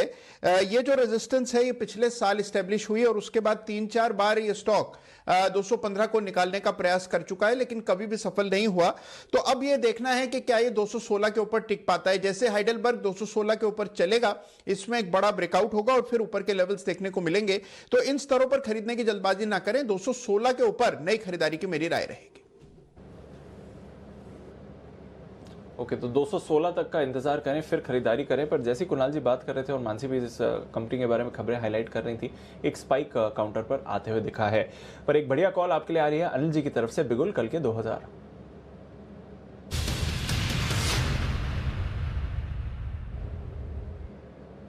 जी सर बताएं। दीप 2 मिनट में लूंगा और अपना कॉल देने के पहले कल के 2000 के लिए मेरी तैयारी है। थोड़ा सा मैं आपसे और समय चाहता हूं, लेकिन तब तक क्या है कि चेतन हमारे साथ कार्यक्रम में शामिल हो चुके हैं और चेतन हमें देने जा रहे हैं एक बड़ी और एक्सक्लूसिव खबर। तो पहले चेतन के पास चलते हैं और चेतन से लेते हैं उनकी बड़ी खबर। चेतन बताइए क्या है खबर आपके पास? सर ये जो खबर है स्टील सेक्टर के लिए बहुत महत्वपूर्ण खबर है, क्योंकि रिसेंटली हमने देखा था स्टील कंपनीज ने अपने प्राइसेस हाइक किए थे। दोबारा मेरे सोर्सेज अब मुझे जो बता रहे हैं कि कल रात को जो स्टील कंपनीज है उन्होंने जो सीआरसी प्राइसेस है, जो कोल्ड रोल स्टील के प्राइसेस है, वो लगभग 2,500 रुपए पर टन के हिसाब से बढ़ा दी हैं। ये जो प्राइसेस हैं सीआरसी स्टील के अब लगभग 70,000 रुपए पर टन के हिसाब से अब ट्रेड कर रहा है, क्योंकि जब जैसे जैसे स्टॉक इम्पैक्ट वैसे बढ़ता है, क्योंकि जो मेरे सोर्सेज ये भी बता रहे हैं कि बहुत बड़ी खबर रहेगी स्टील कंपनी की, क्योंकि स्टील कंपनी के ऑर्डर्स अच्छे आ रहे हैं। इस टाइम में कंस्ट्रक्शन एक्टिविटी इंफ्रास्ट्रक्चर के लिए काफी अच्छी चल रही है और सीआरसी जो है उसी से हॉट रोल स्टील भी बनता है। तो जो हॉट रोल स्टील जैसे जैसे बनेगा वैसे सीआरसी की डिमांड भी बढ़ेगी, जो मेरे सोर्सेज बता रहे हैं। तो लगभग 2,500 रुपए पर टन की इजाफा अभी किया गया है। 70,000 रुपए की पर टन की ट्रेडिंग अभी चल रही है। बड़ी स्टील कंपनी को काफी मुनाफा इस खबर से मिलेगा, क्योंकि अभी इमीडिएटली न्यू ईयर से पहले प्राइस हाइक हुआ है एंड इवेंचुअली नेक्स्ट मंथ से भी कुछ इंडिकेशंस है प्राइस हाइक का। तो डेफिनेटली चीजें जैसे कमोडिटी महंगी हो रही है, लेकिन डेफिनेटली स्टील कंपनीज के लिए यहाँ पे बहुत बड़ी खबर।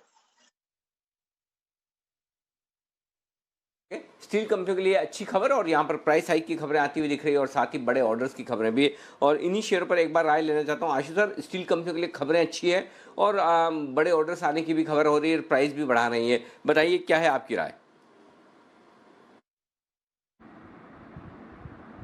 अनिल जी बिल्कुल टॉप पे खड़े हुए हैं और दम से खड़े हुए हैं, और यही जो सारी न्यूज़ चल रही है डिमांड से लेके प्राइसिंग ग्लोबली ये बहुत ही सपोर्ट कर रही है। और अभी भी मुझे लगता है कि अनिल जी जब 400 450 से जब टाटा स्टील हमने लेना शुरू किया और अब 600 प्लस में, ये छोटी मोटी करेक्शंस के बाद जब भी स्टेबल होगा या मार्केट है तो इसमें आप देखते हैं बाउंस बैक भी है।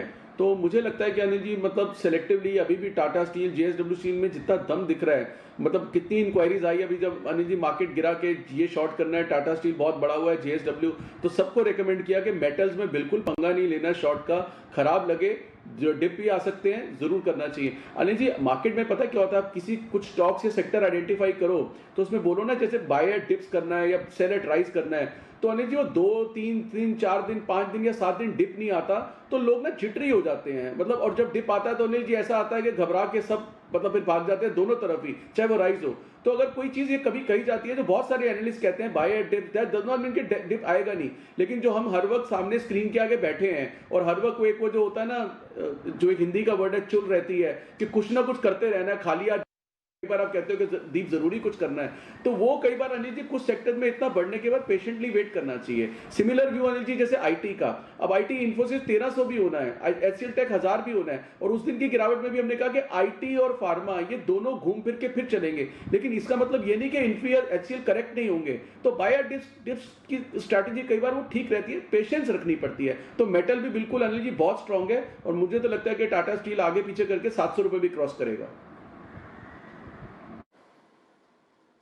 ओके, 700 रुपए तक भी जाने की तैयारी टाटा स्टील की होती हुई दिख रही है इस वक्त। तो मेटल शेयरों में अच्छी मजबूती का माहौल बना हुआ है और ये शेयर काफ़ी तेज़ दौड़ लगाते हुए दिख रहे हैं। थोड़ी देर में हम आपके सामने बैन से बेनिफिट भी रखेंगे, कुछ और स्टॉक्स जो एक्शन में रह सकते हैं। इससे पहले एक और स्टॉक है जो मेटल स्पेस से अच्छी मजबूती दे रहा है, अच्छी क्लोजिंग दे रहा है, 150 पर वेदांता।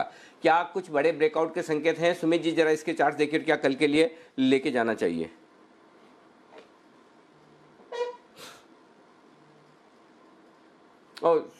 सॉरी जय, आपसे सवाल बताएं सर, वेदांता।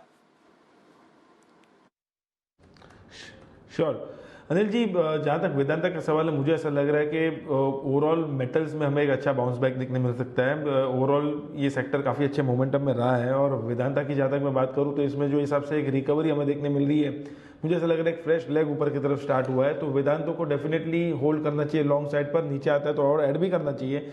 इसका सपोर्ट नीचे में बना हुआ है लगभग 143 पर, 140 टू 143 की रेंज अच्छी है अनिल जी। सो विद वो एक स्टॉप लॉस रहना चाहिए। ऊपर में जो टारगेट इसके पोजिशनली बनकर आ रहा है वो तो लगभग 165 तक के है।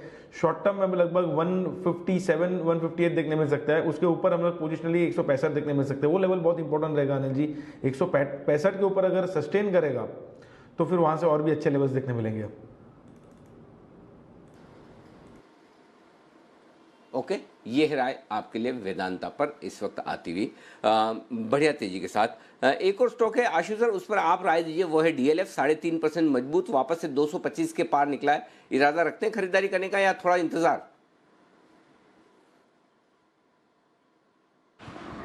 अनिल जी थोड़ा इंतजार करेंगे तो बेटर है, लेकिन बहुत अच्छा ब्रेकआउट दिया अनिल जी। जो 200 का भाव ऊपर का देखने को हम 1-1.5 साल से वेट कर रहे थे, वो दिखता नहीं था। तो जो इस मूव में आया है अनिल जी, रियल एस्टेट की डिमांड हाउसिंग की बहुत ज़्यादा बढ़िया है। जिस तरह का फ्लोज आ रहे हैं, जेएम ने एक स्टडी भी कंडक्ट की थी, तो हम तो बहुत बुलिश हैं रियल एस्टेट सेक्टर पे, पर्टिकुलरली हाउसिंग पे।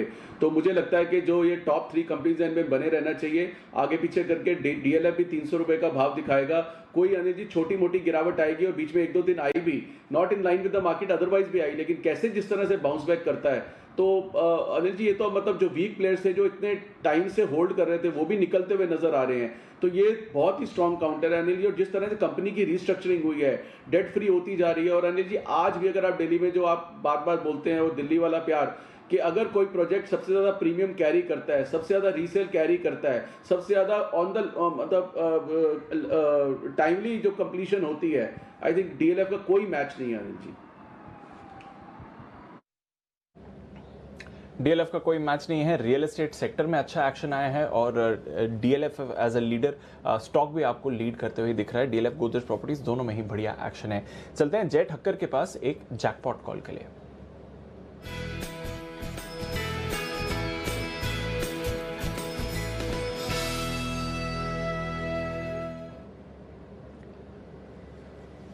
बताएं जय। जी दीपांशु, आईटी स्टॉक्स में एक के बाद एक अच्छे ट्रेड्स निकल आ रहे हैं, और अभी जो एक ब्रेकआउट आया है वो है टाटा एलेक्साई पर। टाटा एलेक्साई में क्लियरली एक हमें रेक्टेंगल पैटर्न में से ब्रेकआउट देखने मिल रहा है दीपांशु। लगभग ये चल रहा है 1777 पर। ये रेट पर आपको लेना है। नीचे में आपको एक्जैक्टली 100 पॉइंट नीचे एक स्टॉप लॉस लगाना है। Positional point of view Deepanshu ये मैं दे रहा हूँ, तो आप 1680-70 के रेंज में आप स्टॉप लॉस कहीं पे लगा सकते हैं। ऊपर में जो टारगेट इसके बनकर आ रहे हैं, लगभग मैं कहूँगा कि 2000 का पहला टारगेट होना चाहिए, और लगभग 2100 का दूसरा टारगेट। उसका कारण ये कि ये जो रेक्टेंगल है, लगभग 300 पॉइंट की एक रेंज है, वो ब्रेकआउट हमें देखने मिल रहा है। इनफैक्ट वॉल्यूम्स अगर हम देखें आज के ट्रेडिंग सेशन में दीपांशु, एब्सोल्युटली मैं कहूँगा कि लास्ट ऐसे वॉल्यूम्स हमें लगभग देखने मिले थे in the month of October. तो लगभग आपको 2 महीने के बाद इतने अच्छे वॉल्यूम्स के साथ हमें एक ब्रेकआउट देखने मिल रहा है। और ये पूरा जो कंसोलिडेशन था, इसमें कुछ हमें ज़्यादा सेलिंग देखने नहीं मिली बिकॉज वॉल्यूम्स काफ़ी लो थे वहाँ पे। तो मुझे ऐसा लग रहा है कि एक अच्छा अक्यूमुलेशन हुआ था ये स्टॉक में 2 महीने तक, और वो जो 2 महीने में अक्यूमुलेशन हुआ है, कंसोलिडेशन हुआ है, उसका ब्रेकआउट हमें टाटा एलेक्साई पर देखने मिल रहा है। तो clear cut risk reward point of view अगर आप देखेंगे तो 2100 तक का मूव भी आ सकता है, 2100 तक का, एंड स्टॉप लॉस लगाना है करीब 1680 पर। 1680 के स्टॉप लॉस के साथ यहाँ पर करें खरीदारी। 1780 के आसपास स्टॉक ट्रेड करता हुआ दिख रहा है। ये है राय आपके लिए टाटा एलेक्सी में खरीदारी करने के लिहाज से, और 2100 तक के टारगेट के लिए। ओके, ये कौन सा रेक्टेंगल पैटर्न में से ब्रेकआउट हुआ है? एक तो ट्राइंगल में से होता है, एक रेक्टेंगल में से। अरे कुणाल जी, आप तो ये बहुत सारे पैटर्न वगैरह सारे देखते हैं, ये इस बार इनका रेक्टेंगल में से हुआ है ब्रेकआउट। कोई ऐसा भी पैटर्न होता है सर्कल वाला पैटर्न? अगर होता है तो उसमें पता कैसे चलता है कि ब्रेकआउट कहाँ हुआ है? सर्कल में तो आप गोल गोल घूमते रहो, फिर पता चल जाता है ब्रेकआउट कहाँ हुआ है सर्कल वाले पैटर्न में। अनिल जी, फुल सर्कल नहीं होता, लेकिन अनिल जी हेमिस्फीयर यानी कि हाफ सर्कल होते हैं चार्ट्स पर, तो हाफ सर्कल के ब्रेकआउट्स होते हैं अनिल जी कई बार। अच्छा, thank God half circle. Full circle होते तो घूमते रह जाओगे, वैसा वाला हो जाता है। दुनिया गोल है बस, बाकी जी जय कुछ कह रहे हैं। जी जय बताइए। हाँ, दुनिया गोल है, हमारा डब्बा गोल है। जय बताइए। सर्कल तो एग्जैक्टली मैं नहीं कहूंगा अनिल जी, एग्जैक्टली सर्कल तो नहीं कहूंगा, बट एक स्पाइरल काफी फॉर्म होता है मार्केट्स में, तो वो जलेबी जैसा ऐसा गोल गोल घूमते हैं, तो उसमें से जो हर एक लेवल में से अगर ब्रेकआउट आता है तो हमें समझ में आता है कि अभी एक अच्छा मूव आएगा, तो एक स्पाइरल पैटर्न भी बनता है। ओ आशु जी, आज पता चला है, ये कई बार कई सारे एक्सपर्ट्स की ओपिनियन जो आती है ना, गोल गोल गोल गोल घुमाते हैं, ध्यान रखना, फिर वो ऐसा रहता है ना कि भाई ऐसा हुआ तो वैसा हो जाएगा, वैसा हुआ तो वैसा। अब समझ में आया उनमें उसकी कोई गलती नहीं है। आज जाके पता चला, जय ने बोला कि पैटर्न नहीं है, सोचा है जलेबी पैटर्न। अब ये सब है ना, नाम आप रजिस्टर करवा लो अपने, ये हिंदुस्तानी नाम भी, कौन सा स्पाइरल पैटर्न वगैरह नहीं, जलेबी पैटर्न अपना। आशीष जी, अब हम किसी एनालिस्ट को दोष नहीं देंगे, देखो जलेबी पैटर्न ही ऐसा है, ठीक है ना? नहीं अनिल जी, ये तो भला जय ने अच्छा ऑनेस्ट कन्फेशन किया है। आई थिंक वो डिस्प्यूट या आर्ग्यूमेंट ही डिस्कशन इसलिए होती है कि मतलब जब वो अग्री नहीं होता, तो अब जब उन्होंने बोल ही दिया कि जलेबी पैटर्न है, तो अनिल जी बस फिर ठीक है, फिर तो कोई ऐसी बात ही नहीं है। ठीक बात है। तो चलिए, अलग अलग पैटर्न है और ये पैटर्न भी इंटरेस्टिंग है जो आपके सामने फिलहाल टाटा एलेक्सी खरीदारी करने के लिए 2100 के टारगेट के लिए ये स्टॉक आपके लिए बढ़िया एक्शन में आता हुआ नजर आएगा। आइए कुछ और स्टॉक्स है जहां पर बढ़िया एक्शन होता हुआ दिख रहा है। हाँ, उससे पहले दीप एक चीज़ बता दूं, आज के जो हमने 2000 वाले स्टॉक्स दिए थे, पहले तो दिया था पीरामल एंटरप्राइजेस, जहां पर 1420 का टारगेट तो आ चुका है, 1400 फिर 1420 का भी आ चुका है। अब 1450 का कल का टारगेट है, उसके लिए आप होल्ड करिए, और चाहे तो एक काम और कर सकते हैं, 1450 के पुट में कन्वर्ट कर, सॉरी कॉल्स में कन्वर्ट कर लीजिए। फ्यूचर में प्रॉफिट बुक करके आप कॉल में प्रॉफिट कॉल में कर लीजिए, तो क्या है, आपकी रिस्क ही खत्म हो गई, बिल्कुल कोई टेंशन ही नहीं है। 1438 का हाई बनाया है, तो 1450 के टारगेट के बेहद करीब पहुंचा। अब आपको सिंपल एक ही फॉर्मूला लगाना चाहिए, आप 1450 का कॉल ऑप्शन ले लो तो रिस्क खत्म। पहली चीज़ तो ये। दूसरा, आरबीएल बैंक, आपको मैंने 220 का पहला टारगेट दिया था, आज का हाई है 220 रुपये 40 पैसे। तो अगर आप डे ट्रेडर हैं, अभी प्रॉफिट बुक कर लीजिए, 220 पर ही चल रहा है। पोजिशनल ट्रेडर हैं तो 222 और 225 के टारगेट के लिए कल के लिए आप कैरी कर सकते हैं, कोई दिक्कत नहीं, कल भी ले जा सकते हैं, चिंता की बात नहीं। दोनों स्टॉक मजबूत है, तो ये दोनों स्टॉक आपको जो दिया है वो आपके सामने है, बिल्कुल क्लियर कट है। तो ये है आपके लिए सारे के सारे इस वक्त के अपडेट्स आपके आते हुए। तो बेहतरीन कॉल्स, और जो सुबह हम बात कर रहे थे कि आज का दिन डिफेंसिव शेयरों का नहीं है, आज का दिन एग्रेसिव शेयरों का है। एनबीएफसी खरीदिए, छोटे बैंक्स खरीदिए, और आज देखिए वहीं पर सबसे ज़्यादा फायदा वहीं हुआ। आइए अब बढ़ते हैं आगे, कैश का ऑप्शन ले लेते हैं। जैसे जय के लिए बिल्कुल कैश का ऑप्शन का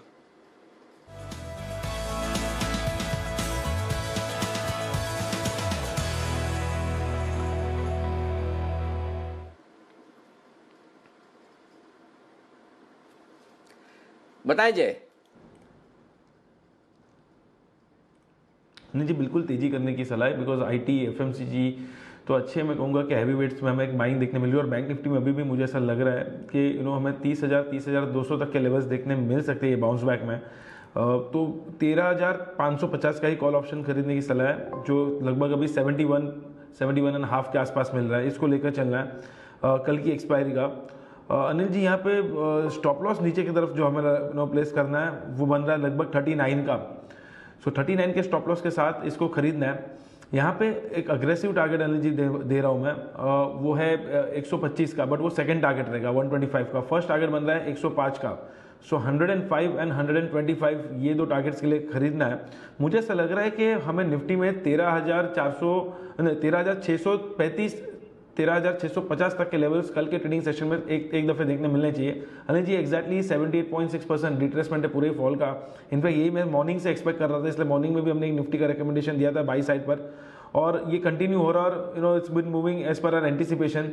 तो मुझे ऐसा लग रहा है कि 13,635 650 तक के लेवल्स हमें स्पॉट में देखने मिलेंगे, एंड वो होता है तो लगभग 105 का फर्स्ट टारगेट हमें अचीव होते हुए नजर आएगा। और वो लेवल अगर सस्टेन कर गया Anil ji, then again Nifty is moving towards 13,700, तो फिर तो सेकंड टारगेट जो है 125 के वो भी हासिल हो सकते हैं।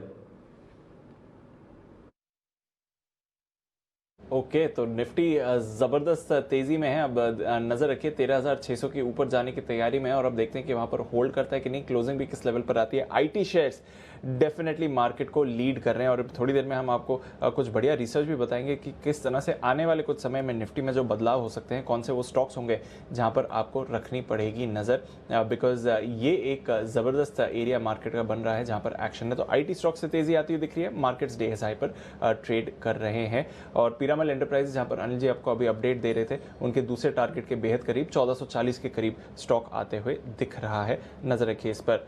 नज़र रखिए सीमेंस पर, यहाँ पर एक अच्छा उछाल आया है पिछले कुछ मिनटों में। किरण जी, कोई ट्रेड का मौका बन रहा है 1550 के ऊपर सीमेंस में सर? सीमेंस का चार्ट काफी स्ट्रांग है, और जिस तरीके से नीचे में शॉर्ट पोजीशंस इधर भी ट्रैप हो चुकी है, मेरा मानना है कि इधर भी अच्छी खासी मूव आएगी। पर एक छोटा सा बैरियर है 1560 1565, तो एक बार ये बैरियर निकल जाए तो एक बहुत अच्छी मूव देखने को मिलेगी। पर जिनके पास अभी लॉन्ग पोजीशंस है, होल्ड करने की सलाह है। 1523 का मेरा स्टॉप लॉस रहेगा, और जैसे ही 1565 क्रॉस करेगा तो एग्रेसिवली पोजीशंस ऐड करने की सलाह होगी। ओके, तो अग्रेसिवली पोजीशन से ऐड करके चलिए। सीमेंस पर आप थोड़ा अब एक्शन बनते हुए देख रहे हैं, सीमेंस कमिंस दोनों यहाँ पर आप तेजी का रुझान आते हुए देख रहे हैं, क्योंकि कमिंस में भी अभी थोड़ी देर पहले एक एक्शन बनते हुए दिखा है। बंसल जी, कमिंस में कोई ट्रेड का मौका होगा? उतना बड़ा मूव नहीं आया जितना सीमेंस में हम देख रहे हैं, बट यहाँ पर भी चार्ट एक्शन में आ रहा है सर।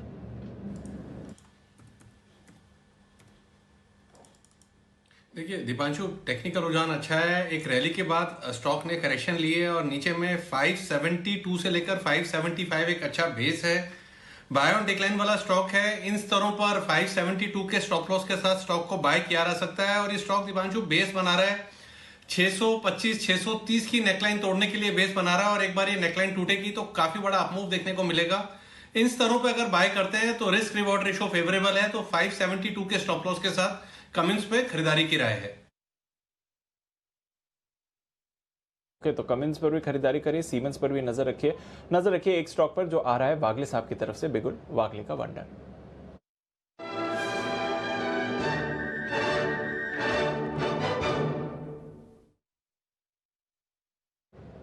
बताएं वागले साहब। दीपांशु, मेरा BTST हिंद यूनिलीवर HUL पर होगा। 237071 का करंट भाव है, यहाँ पर ले लीजिए, 1-2 रुपए के रेंज में लीजिए। इसका स्टॉप लॉस सिर्फ 12 रुपए का होगा, 2358 का, और मुझे लगता है कल के दिन में ओपनिंग में ही 2400 2410 तक के लेवल्स मिलने चाहिए। ओके, तो 2400 2410 के लेवल्स के लिए खरीदारी करिए। HUL ये है एक स्टॉक जहां पर आपको रखनी है नज़र, हमारे एक्सपर्ट्स के रेडार पर आ रहा है। सुमित जी को पसंद आया था, जय ने भी यहां पर आपको 2360 का कॉल खरीदने को कहा है, और बागले साहब कह रहे हैं कि 2400 2410 के करीब ये स्टॉक जाते हुए दिखेगा। जय के पास चलते हैं एक और जैकपॉट कॉल के लिए।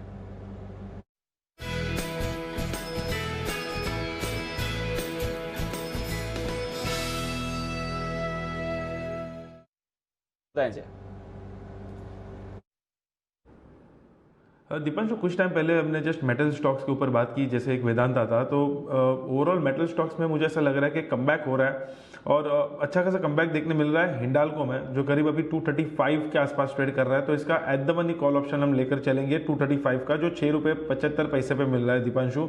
यहाँ पे स्टॉप लॉस हम लगाएंगे 3 रुपये 70 पैसे का, 3 पॉइंट नीचे। बट पहला जो टारगेट इसका बनकर आ रहा है वो 11.50 का है एंड सेकेंड टारगेट जो मैं देख रहा हूँ वो 13.30 का है। 11.50 एंड 13.30 ये दो टारगेट्स के लिए हिंडाल्को का 235 का कॉल ऑप्शन खरीद कर चलना है। मुझे ऐसा लग रहा है कि इसका फोर्थ वेव कंसोलिडेशन करेक्शन खत्म हो चुका है।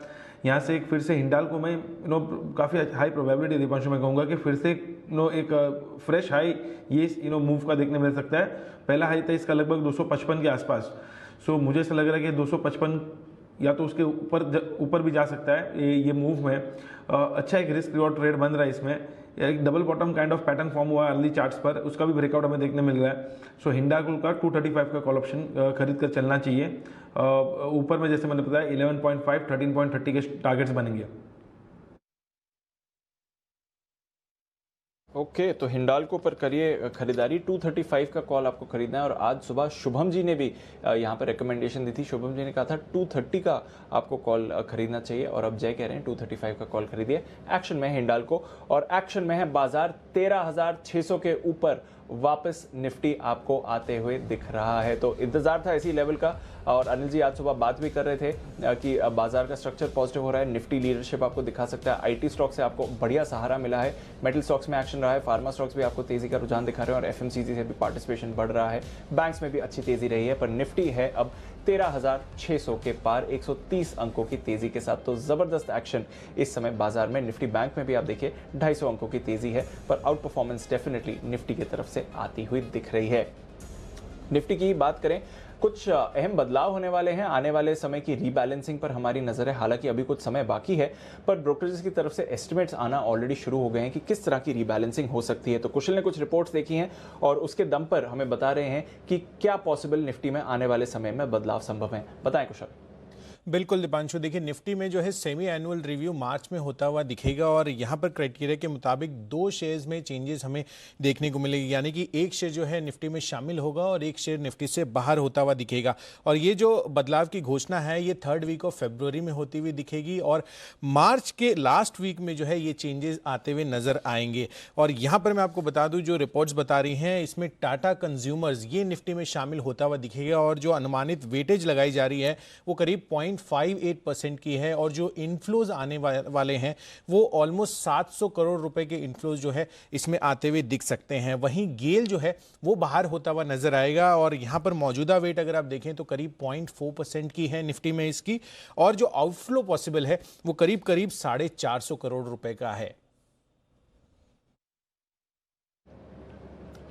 ओके, तो ये है आपके लिए एक बड़ा बदलाव जो निफ्टी में आ सकता है। अभी कुछ समय बाकी है, देखते हैं तब तक बाजार की चाल कैसे रहती है, जो फाइनल वो आएगा। पर एक एस्टिमेट है, टाटा कंज्यूमर आ सकता है और गेल बाहर हो सकता है। शुक्रिया कुशल हमें ये रिसर्च देने के लिए। पर आइए 13,600 पर निफ्टी, चलते हैं अनिल जी के पास एक और कल के 2000 पिक के लिए।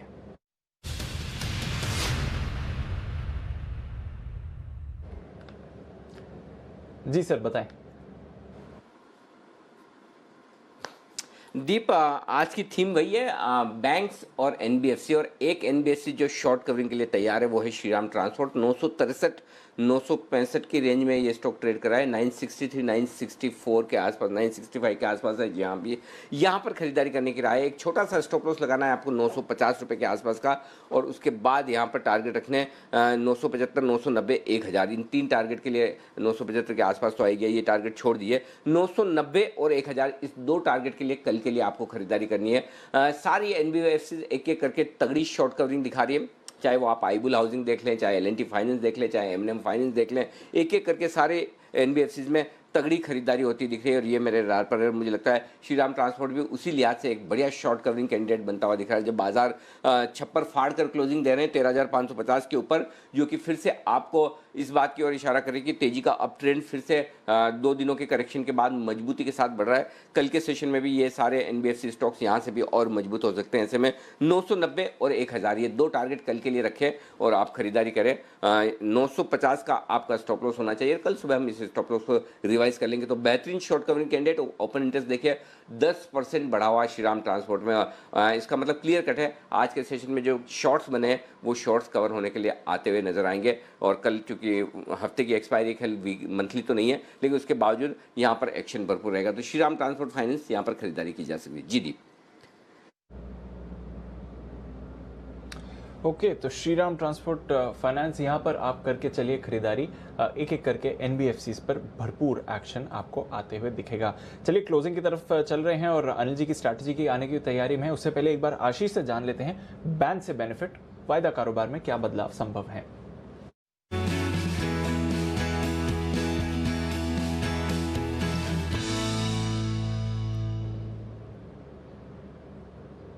आशीष बताएं, जो पिछले 2 दिनों से स्टॉक्स बने हुए हैं वायदा कारोबार के बैन में, क्या यहाँ पर कोई स्टॉक बाहर आ सकता है?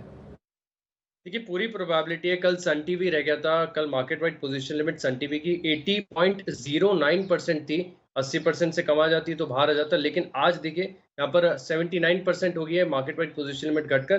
तो सन टीवी तो आज निश्चित है कि स्टॉक बैन से बाहर आ जाएगा। इसके अलावा देखिए सेल यहाँ पर थोड़ी प्रोबेबिलिटी कम नजर है क्योंकि अभी भी अगर आप देखें तो 82% है मार्केट वाइड पोजीशन लिमिट, यानी कुल मिलाकर देखा जाएगा दीपांशु तो एक केवल सन टीवी ऐसा स्टॉक है 4 में से जो बैन से बाहर आएगा। फिलहाल फ्रेश एंट्री किसी की भी नहीं होगी। ओके तो फ्रेश एंट्री किसी की भी नहीं है। 4 स्टॉक्स हैं, शायद 4 के 4 बने रहें या फिर 3 बने रहें। सन टीवी बाहर आने की संभावना है, बाकी सेल, पीएनबी, कैनरा बैंक फिलहाल तो कोई बदलाव नहीं होगा। सेल पर देखिए मूव आ रहा है, पर उससे बड़ा मूव आ रहा है कैनरा बैंक पर, जहां पर हमने एक बड़ा उछाल देखा है। 6.5% ऊपर है ये स्टॉक, वायदा कारोबार के बैन में है फिलहाल। पर और मूव आ रहा है कई सारे स्टॉक्स में। जय, थोड़ी देर पहले टीवीएस मोटर्स पर एक मूव आया था, आपसे उस पर राय लेनी थी। बताएं टीवीएस मोटर्स पर क्या चल रहा है जय?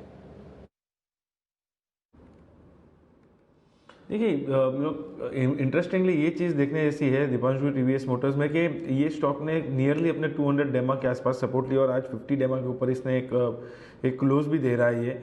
एंड जो हिसाब से एक कल के ट्रेडिंग सेशन में अगर मैं देख रहा हूँ तो इसमें एक spinning top candlestick pattern form हुई थी, उसके बाद आज जो रिवर्सल देखने मिला है नियरली एक मॉर्निंग स्टार पैटर्न, एग्जैक्ट नहीं है तो मैं कहूँगा रिवर्सल तो अच्छा देखने मिला है। एक डाउन ट्रेंड लाइन रेजिस्टेंस का ब्रेकआउट अगर ये दे देता है दीपांशु तो इसमें और भी बढ़त देखने मिल सकती है। तो नीचे में सपोर्ट जो है वो 475 है, यहाँ से लगभग 9-10 रुपये नीचे। ऊपर में एक नियर टर्म में एक रेजिस्टेंस है ये स्टॉक का लगभग अगर मैं देख रहा हूँ तो 490 490 का एक रेजिस्टेंस है। तो अगर किसी फ्रेश बाइंग करनी है टीवीएस में तो 490 के ऊपर करनी चाहिए दीपांशु, बिकॉज वो एक शॉर्ट टर्म रेजिस्टेंस या हर्डल में कहूँगा है, एक प्रीवियस स्विंग हाई भी है, डाउन ट्रेंड लाइन रेजिस्टेंस भी है, वो निकलता है तो और मोमेंटम आपको देखने मिल सकता है। अदरवाइज आपको ये 475 490 के बीच में थोड़ा कंसोलिडेट होते हुए नजर आ सकता है। ओके तो शायद थोड़ा अप मूव आए, फिर एक अच्छी मूव आएगी, पर नजर रखिए टीवीएस मोटर्स डेज हाई पर ट्रेड कर रहा है। डेज हाई पर है बाजार। बस क्लोजिंग के लिए आखिरी 10 मिनट बाकी हैं, जल्दी से चलते हैं अनिल जी के पास फाइनल स्ट्रैटेजी के लिए।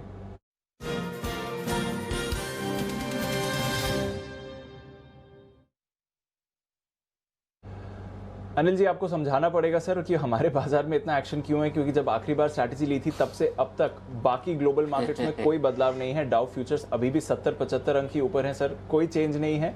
और यूरोप में भी आधे % तक की तेजी है, यूके एकदम सपाट है, तो वहां पर भी कोई बदलाव नहीं है। हमारे बाजारों में इतना एक्शन कैसे आ रहा है सर? दीप सिंपल है, पैसे की ताकत है और जिस तरह से तगड़े फ्लोज हैं।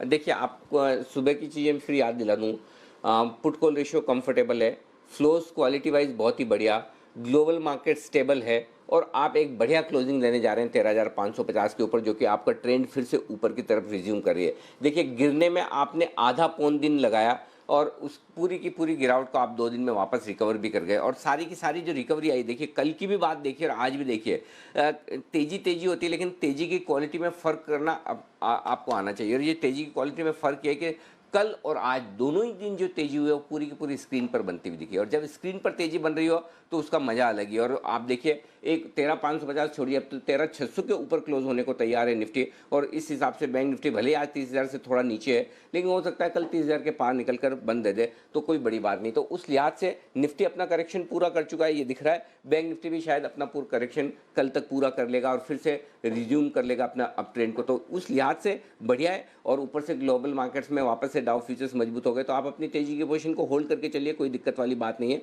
13,600 के आसपास का आपका जो पोजीशन है इसे होल्ड कर लीजिए। और ऊपर में अगर आप चाहें तो 13,750 का एक कॉल ऑप्शन बेच सकते हैं। 29,900 के आसपास बैंक निफ्टी चल रहा है, 30,000 का कॉल ऑप्शन लेकर आप 30,300 या 30,500 का आपका कॉल ऑप्शन बेच सकते हैं। जैसा आपको ठीक लगे वो कर सकते हैं, लेकिन तेजी की पोजीशन रखने में कोई हर्ज नहीं। जी दीप।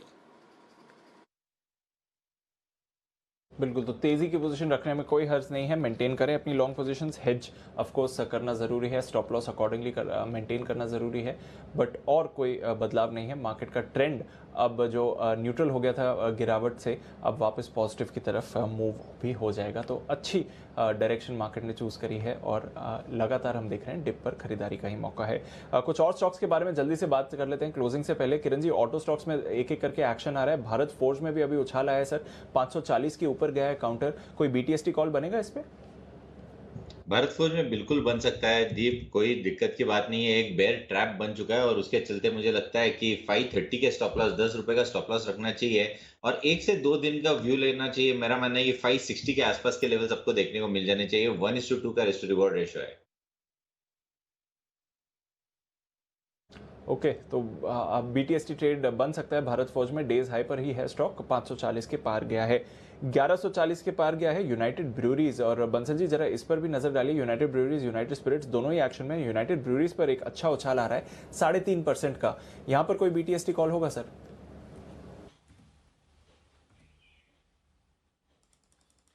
दीपांशु, मैं थोड़ा सा कंफ्यूज हो गया हूँ। आपने दोनों स्टॉक्स के नाम लिए हैं, तो पहले यूनाइटेड ब्रूरीज से शुरू करते हैं, दोनों को कवर करता हूँ। दोनों स्टॉक्स बढ़िया लग रहे हैं। यूनाइटेड ब्रूरीज के अंदर एक अच्छी व्हाइट कैंडल बनी है, बट जिन्होंने ले रखा है दीपांशु, उनको होल्ड की राय, नई खरीदारी की राय नहीं होगी। यहाँ पर अब जो स्टॉप लॉस है 1126 का स्टॉप लॉस है और पहला टारगेट 1156 का बैठता है।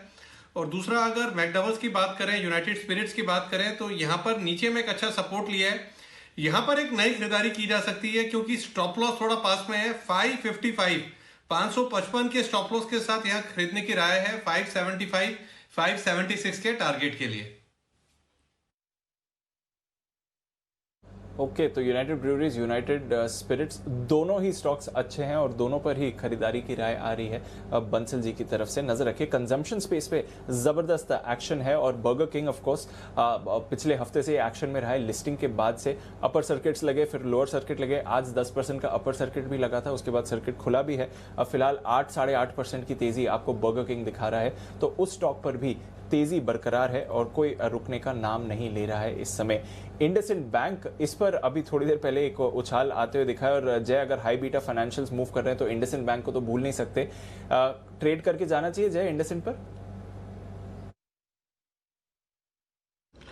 बिल्कुल, इसको लेकर चल सकते हैं दीपांशु। और इनफैक्ट मैं कहूँगा कि यहाँ पे कल के ट्रेडिंग सेशन में ऑलमोस्ट एक अच्छा एक spinning top candlestick pattern form हुआ है एंड उसी के ऊपर अच्छा एक हमें क्लोज भी देखने मिल रहा है, तो उसके आसपास हम स्टॉप लॉस प्लेस कर सकते हैं लगभग 843 के आसपास दीपांशु। एंड यहाँ पे जो टारगेट्स बनकर आ रहे हैं वो है ऊपर में 887। इंडसइंड बैंक लेकर जा सकते हैं और मुझे ऐसा लग रहा है कि अवर्ली इंडिकेटर्स में भी इसमें एक अच्छा बाई क्रॉसओवर देखने मिल रहा है, तो उसके कारण से ये स्टॉक में हमें एक अच्छा उछाल देखने मिल सकता है। बिल्कुल, तो इंडसइंड बैंक खरीद कर जा सकते हैं, कोई परेशानी नहीं है। आरबीएल बैंक, अनिल जी के टारगेट्स आ गए हैं, यहाँ पर एक फ्रेश स्पाइक आते हुए दिखा है। आईडीएफसी फर्स्ट बैंक, यहाँ पर भी आपने एक स्पाइक आते हुए दिखा है, नजर रखिए। डेफिनेटली फाइनेंशियल्स एक एक करके पार्टिसिपेशन बढ़ा रहे हैं अपना। 29,900 के पार बैंक निफ्टी इस समय गया है, 300 पॉइंट की तेजी है। जल्दी से बिगुल जय के लिए, जय का जैकपॉट।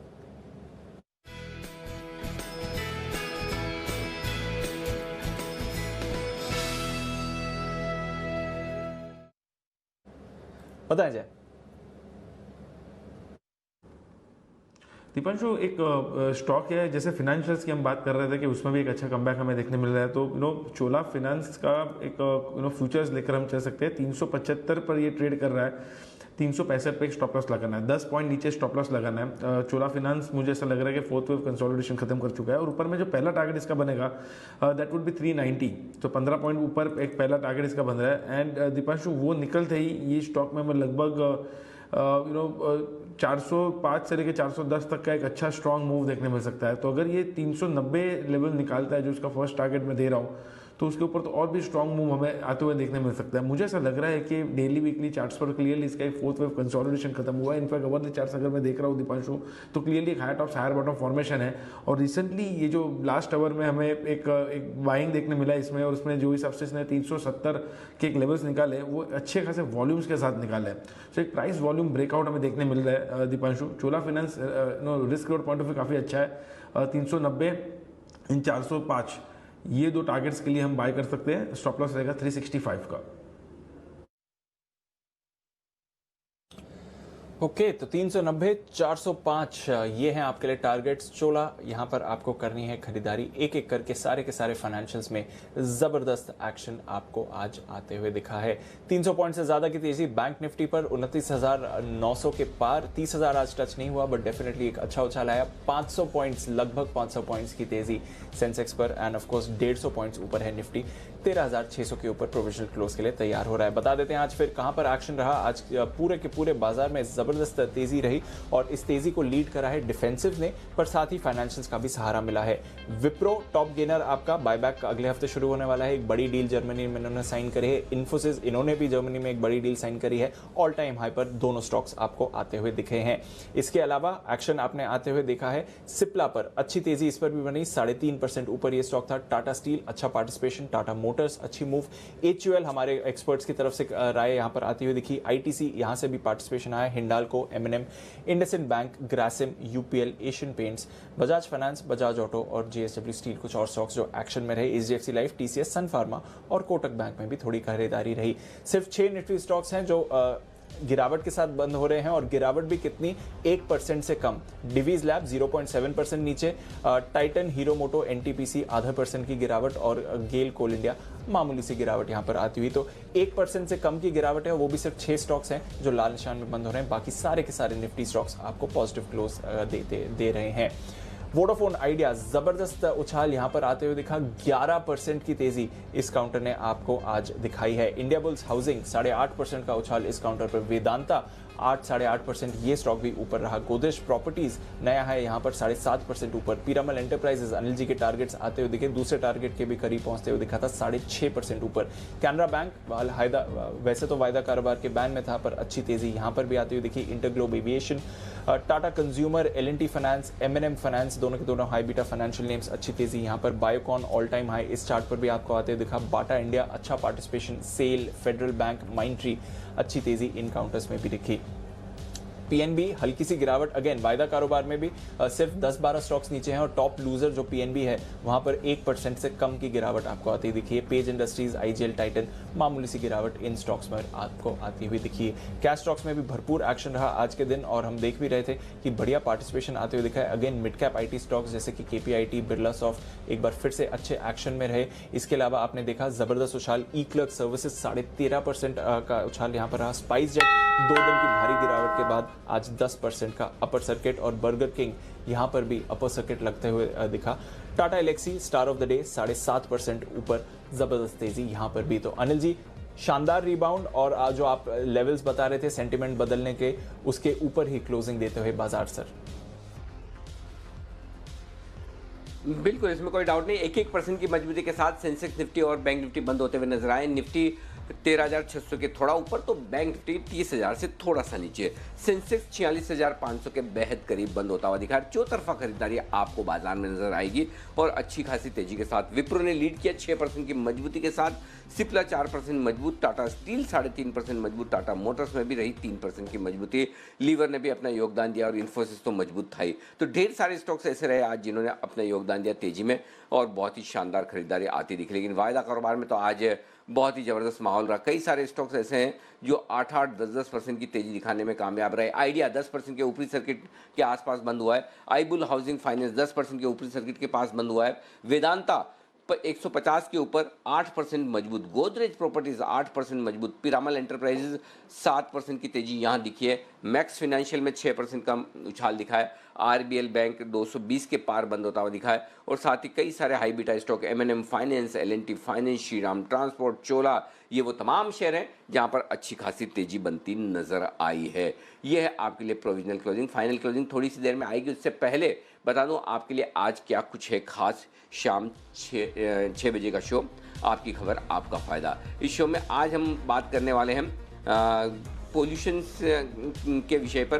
पोल्यूशन का खौफ, 17 लाख की मौत। जी हाँ, जब किसी की मौत होती तो हम कारण बताते हैं कि इसको हार्ट अटैक हो गया या कैंसर हो गया या कोई दूसरी बीमारी हो गई, लेकिन प्रदूषण की वजह से डेथ होती हो, ये सुनने में कम आता होगा या नहीं आता होगा। तो आईसीएमआर ने ये पता लगाया कि देश में करीब 17 लाख लोग ऐसे हैं जिनका मरने का कारण एयर पोल्यूशन था, जो कि कुल डेथ का 18% है। रिसर्च में ये भी बताया कि पोल्यूशन हमारी इकोनॉमिक हेल्थ भी बिगाड़ रहा है और इसने एक साल में देश को 2,60,000 करोड़ रुपए, जी हाँ 2.5 लाख करोड़ से ज़्यादा का चूना लगाया है। तो एयर पोल्यूशन पर आईसीएमआर की रिपोर्ट में और क्या क्या है, पोल्यूशन का मौत वाला कनेक्शन क्या है, हवा को जहरीला बनाने वाले विलेन कौन है और सरकार आज तक प्रदूषण को रोकने के लिए कोई ठोस रणनीति क्यों नहीं बना पाई। इस पर हमारे साथ 3 मेहमान जुड़ेंगे।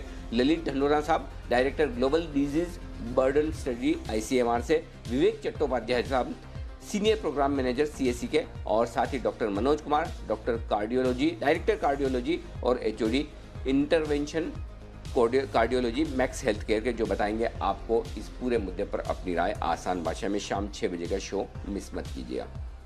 आइए, रात 8:30 बजे 8:26 पर बुल रन में निवेश स्ट्रेटेजी। बाजार में जब भी तेजी आती है तो म्यूचुअल फंड इन्वेस्टर भी अपने फंड में रिटर्न देखते हैं और इसमें कई निवेशक मुनाफा देखकर अपने इन्वेस्टमेंट को रिडीम भी कर लेते हैं। लेकिन क्या आपको ऐसा करना चाहिए? रिडम्पशन कब करना चाहिए? बाजार की तेजी के वक्त आपकी इन्वेस्टमेंट स्ट्रेटजी क्या होनी चाहिए? यही बताएंगे आज हम आपको मनी गुरु में कि बुल रन में आप क्या करें। तो मिस मत कीजिएगा ये शो, बुल रन में निवेश स्ट्रेटेजी। और मिस मत कीजिएगा एक और खास शो जो आने वाला है कल दोपहर में 3:30 बजे। यहाँ मस्ती की पाठशाला और दर्शकों की भारी फरमाइश और आदेश पर हम मस्ती की पाठशाला फिर शुरू कर रहे हैं 2 हफ्तों के लिए कम से कम, इस हफ्ते और अगले हफ्ते। और चूंकि शुक्रवार को छुट्टी है, बाजार बंद है क्रिसमस की वजह से, तो हम कल ही 3:30 बजे आपके लिए मस्ती की पाठशाला लेकर आएंगे।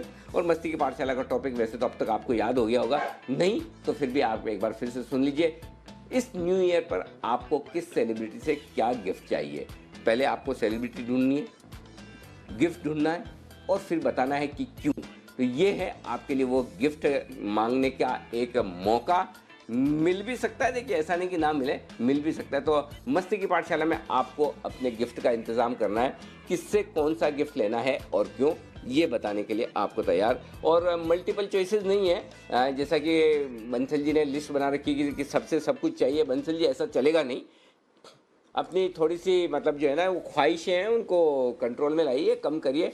बताइए आपको, आपने वो थोड़े कर दिए ना कम, धीमे धीमे कम कर दिए ना, मतलब एक साथ 8-10 जो आ रहे थे अब।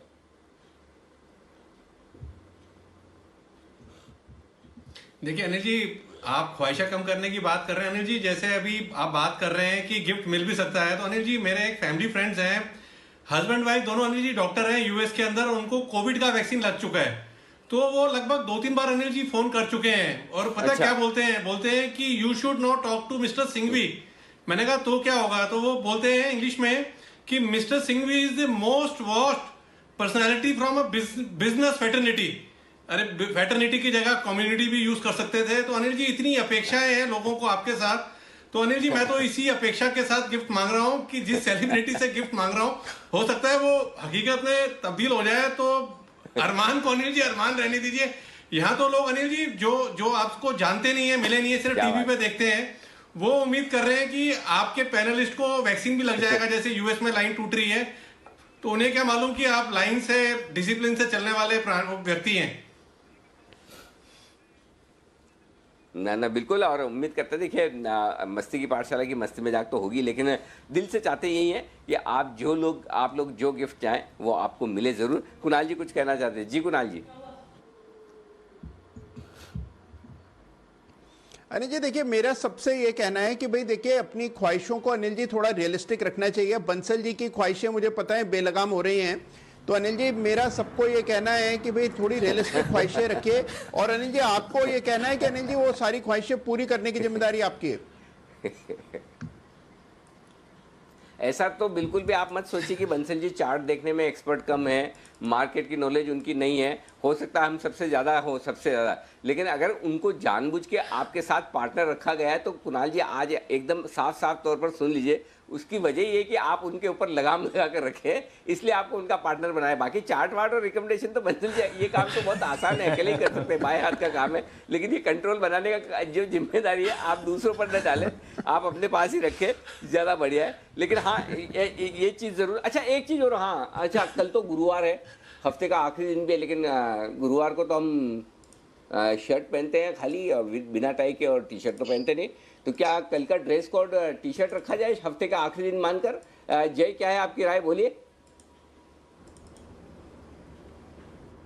जी बिल्कुल, इनफैक्ट क्रिसमस है एंड लंबा वीकेंड है, और जनरली हम वीकेंड के पहले टी शर्ट पहनते हैं। और वो आप ही ने, अनिल जी मैं कहूँगा कि आप ही का एक आइडिया था, आप ही ने ये स्टार्ट किया था ट्रेंड, और वो जो हिसाब से आपने ट्रेंड स्टार्ट किया अनिल जी, मुझे तो आदत ही पड़ गई है। मतलब फ्राइडे आता है और अच्छा भी लगता है कि एक फॉर्मल ड्रेस नहीं पहनना, टी शर्ट जीन्स पहन सकते हैं।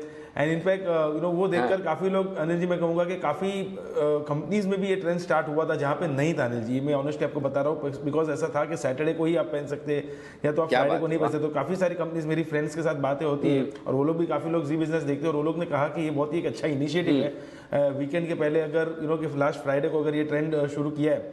सो अनिल जी बिल्कुल, फ्राइडे को छुट्टी है तो थर्सडे को टी शर्ट्स में आएंगे तो काफ़ी अच्छा रहेगा, और मस्ती की पाठशाला तो मूड भी बना चलो डन, ठीक है, आपने बोल दिया डन। और किरण जी ने भी अपनी तरफ से इजाज़त दे दी कि चलिए, लेकिन एक हर चीज़ में ना आजकल कंडीशन अप्लाई लगा देना चाहिए। तो मैं सोच रहा हूँ टी शर्ट पहनने की आप लोगों की जो इच्छा है, सबकी इच्छा है, उसके साथ एक कंडीशन अप्लाई ये कर देते कि या तो आप लाल वाला पहनिए या सफ़ेद वाला पहनिए, रेड और वाइट। तो जनरली क्रिसमस के कलर रेड और वाइट वाले हैं, तो कोशिश करिए अगर आप रेड और वाइट वाला पहन के आएंगे तो बढ़िया है। और हमारे जितने दर्शक हैं वो भी हमारे साथ सेलिब्रेट करें, और आप भी रेड और वाइट टी शर्ट पहन के जरा फोटो डाल के ट्विटर पर टैग करिए हमें, तो आपको भी देखा जाए कि कौन कौन साथ में हमारे साथ में टी शर्ट पहन रहा है, और वाइट और रेड। तो कोशिश करिए वाइट और रेड टी शर्ट पहनने की। तो आइए, मस्ती की पाठशाला कल हम मनाएंगे सुबह से पूरे दिन भर, लेकिन प्रॉपर फॉर्मल शो 3:30 से 4 आपके लिए जरूर होगा। आइए फाइनल क्लोजिंग एक बार बता दूं, उसके बाद आपसे विदा लेंगे। 134 अंकों की मजबूती के साथ निफ्टी बंद हुआ है एग्जैक्टली 13,601 राउंड फिगर पर, और बैंक निफ्टी बंद हुआ है 257 अंकों की मजबूती के साथ 29,883 पर। सेंसेक्स में रही मजबूती 437 अंकों की 46,444। तो जिन लोगों ने पहले चौके और छक्के देखे थे और उसके बाद सेंसेक्स में काफ़ी लोगों के ट्वीट आए, आज एक बार फिर से आप चौके और छक्के देख सकते हैं। 46444 आज फिर से सेंसेक्स में 4 और 6 ही लगाए, 46444 ये है आपके लिए आज का लेवल। और बीच में जो 18 है 0.18, वो भी 3 छक्के ही मान लीजिए, 3 6 मारेंगे तो 18 हो जाएगा। तो 46444 ये है आज का सेंसेक्स का लेवल, जिसमें 4 और 6 हैं सिर्फ, और कुछ भी नहीं। और वाकई में आज का एक्शन भी 4 और 6 जैसा ही रहा है। चलिए आप सभी से विदा लेंगे। आशु सर बहुत बहुत शुक्रिया आपका, और साथ ही कुणाल जी, राकेश जी, वागले साहब, किरण जी, सुमित जी,